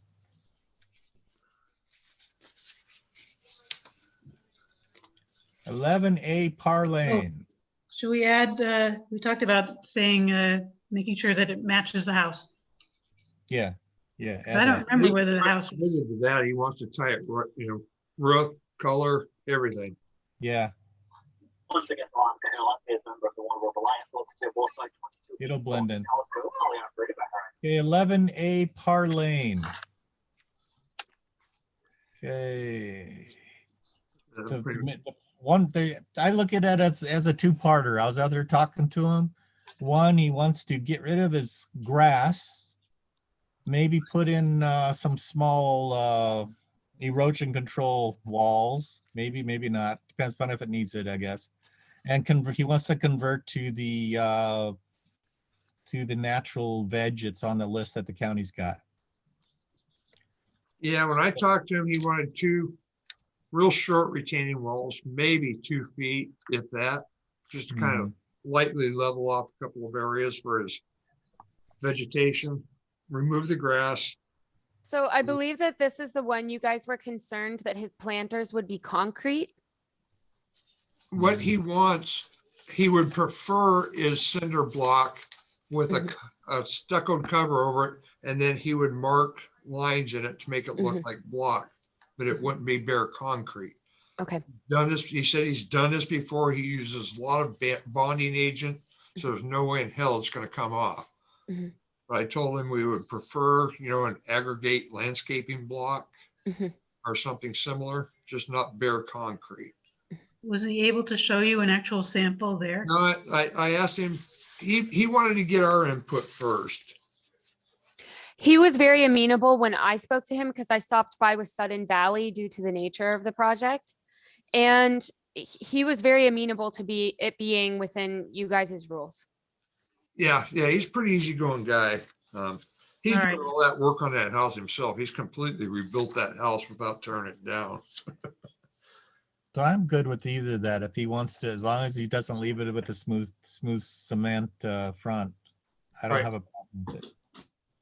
And then part 2 on that is he wants to fill in the ditch and create a parking spot or something on it, at least fill in half the ditch. And when it was running water. So when we dropped by, so I went with Jacob and we took a look at his situation, and he actually runs to the main water line perpendicular to his culvert. It goes down under through a utility easement there. And he looks like he has great drainage. That culvert is going to be just fine there. And his plans for that ditch, we think it'll function properly. He understands that he needs all the proper parts, and we're not worried about it on our end, if it makes you guys feel better. Okay, Yeah, I kind of thought this would go to Sun Valley Maintenance. Yeah. I would have just punted. In my opinion, we punted to Sudden Valley because I don't have a problem personally, but it needs to go through Sudden Valley on that. Well, Jacob is Sudden Valley. Okay, Jacob is Sudden Valley. Good. Yeah. I can't believe you're at that house, Susie. You didn't come by and say hi. I'm sorry. Okay, so do we have a move to approve? Move to approve. Do we have a second? Karen, Second. all in favor? Aye. Aye. Unanimous. Next. Do we have any left? Okay, then we got 185 Harbor View. They want iron ore or peppercorn. I have no trouble with the peppercorn. Iron ore is black. Approve peppercorn. Yeah. I do too. I don't know why they put remove under both of them though. It's like So there's, Chad, was that a motion? Motion to approve peppercorn. And Tom, that was a second on your part, right? yeah, I'm fine. That's an approved color. Okay, all in favor? What, wait, do they have, Sorry, I just found it. So who made the motion? Chad made the Chad. motion and Tom seconded it. And now we're just, we're voting. what about trim? They're all Uh, talking about the body here.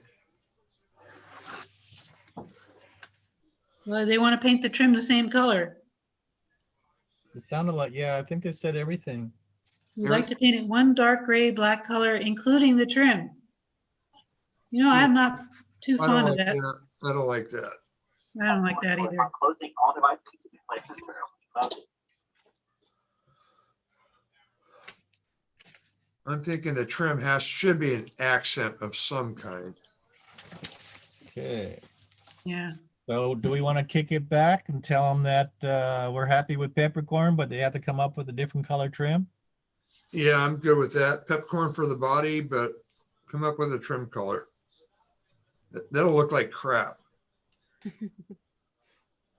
Okay, do we have a second on that? I'll second. Tom, no, we're calling yours the motion. I'll Okay, I second. can still second. There's only a couple of us. I'll do both. Okay, we got Chad for a second.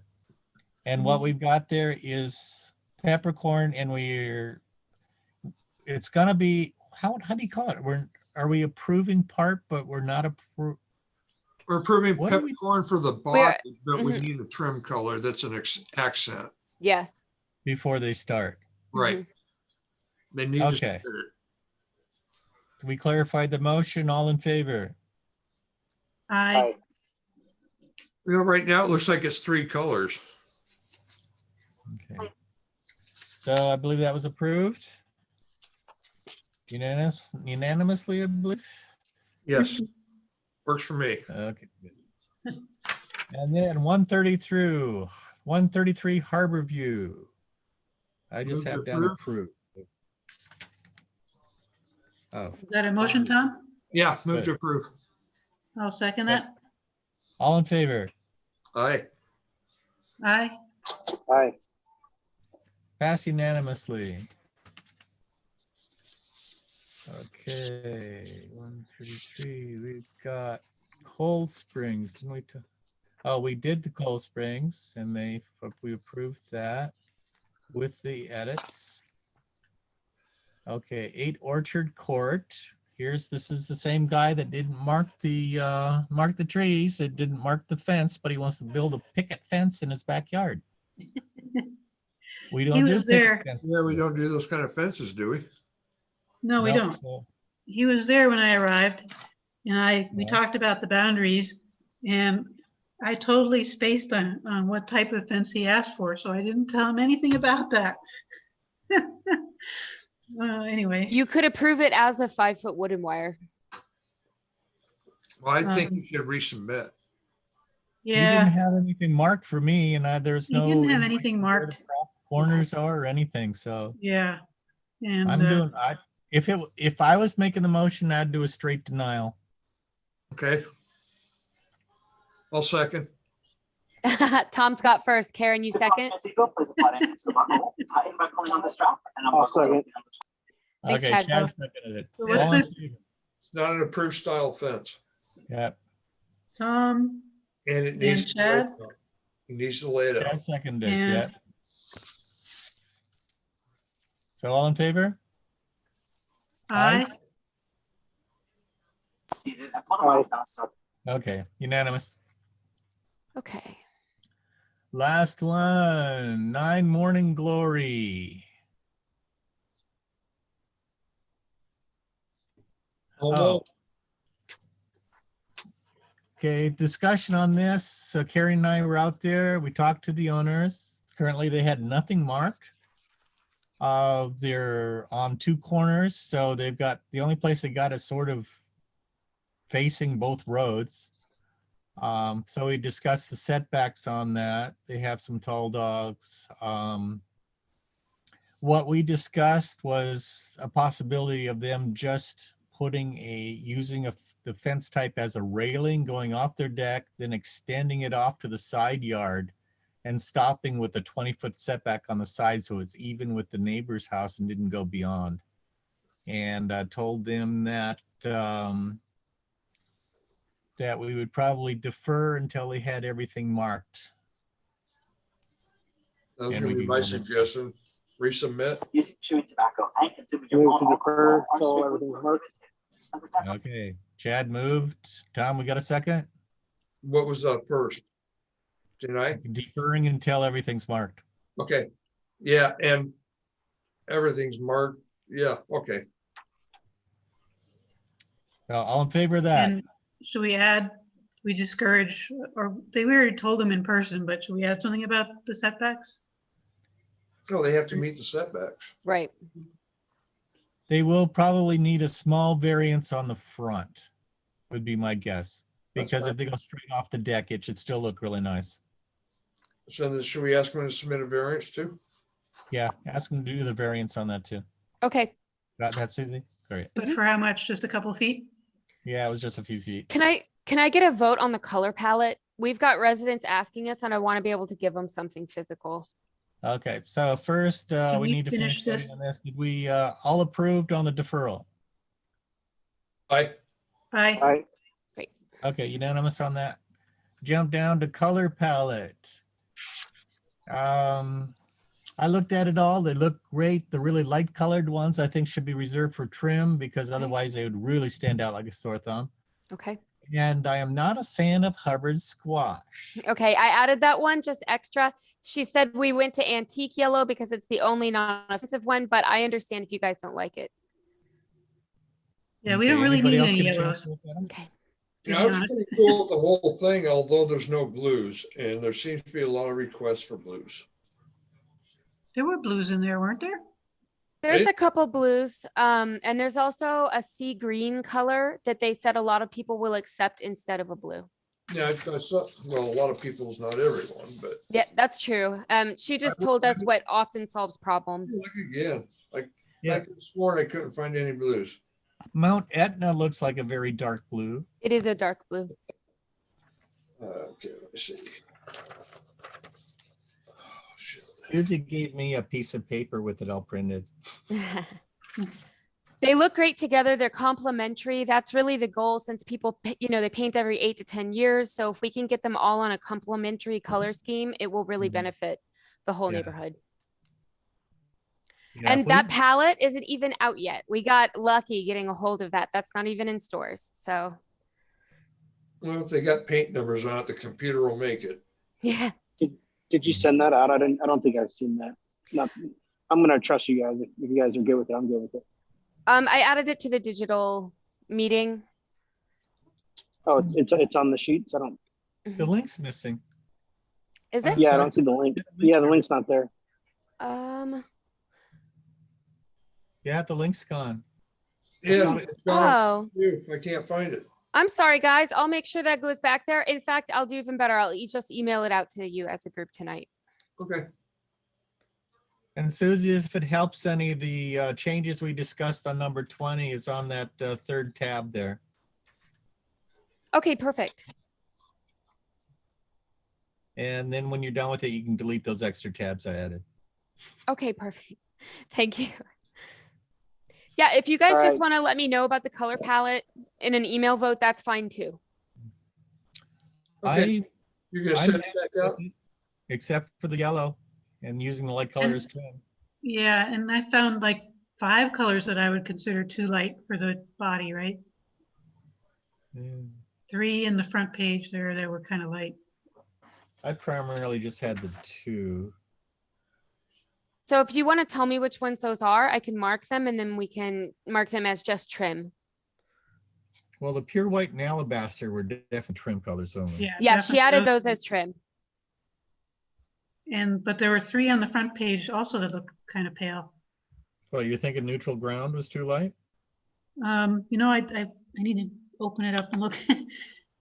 There were 3 that I thought would not look good in the woods. I was kind of thinking Cut the trees down. Ha ha ha. You're a funny guy, Tom. Let's see.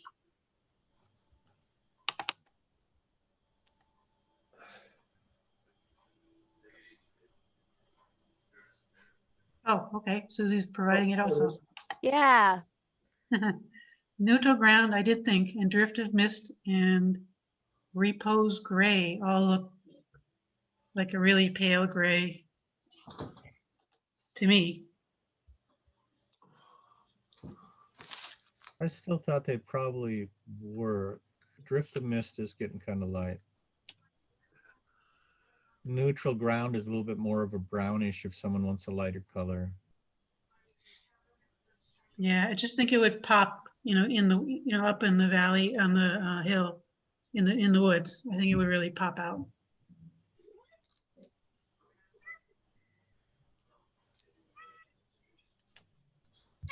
Yes. Universal khaki is okay. Paved stone is good. Yeah, I really don't have a problem with the repose gray. That's getting dark enough, but So maybe mark those top 4. The pure white, the alabaster, the neutral ground, and drift of mist for trim. Alabaster. okay. Yeah, alabaster's not on this, but it's a white. Yeah. All right, guys, There it is. I gotta hop off. You guys have a good night. Trim only. So this is the underseas. Thanks, That's Chad. that's Bye, the Ted. Make it on Thursday? Yeah, send me the invite. I should be able to make it. okay. Okay, Great, great. thanks. Thank you. Yeah. All right. Undersea's So- cool. I like undersea. Yeah, Like- so that's the blue option. That's one of the good ones for blue, she said. Okay, but you know. And then there's He wants navel. blue. Naval also. Yeah, it doesn't seem like that many people want blue. A few people do, but most people want black. Yeah, we've done naval and it actually doesn't look too bad as much, even though I voted against it. It's on the house with the white trim. It really doesn't look too bad. Yeah, I like the navel. And it looked like there was a couple of blues on the last palette too, but they were very, very dark. Yeah, that's fine. Cyberspace and Mount Etna. Yeah. Yeah. When you Oh, get yeah, that dark there, it's gonna blend in anyway. You get a brighter blue there, they pop out in a forested setting. So I think they did a good job with this palette. No, Yeah. so do I. So do I. I like pretty much everything there. But I would still like to see a lighter shade of blue. Not light, but lighter than those. Well, the Because underseas, we've I can got a see lot of that. blue requests lately. I can see underseas as a blue, Yeah, it looks blue to me. very grayish blue, but that at least would be blue and it would blend in a little bit better. Would like to see the color mix on that because I don't see any blue in there at all. I see more green gray.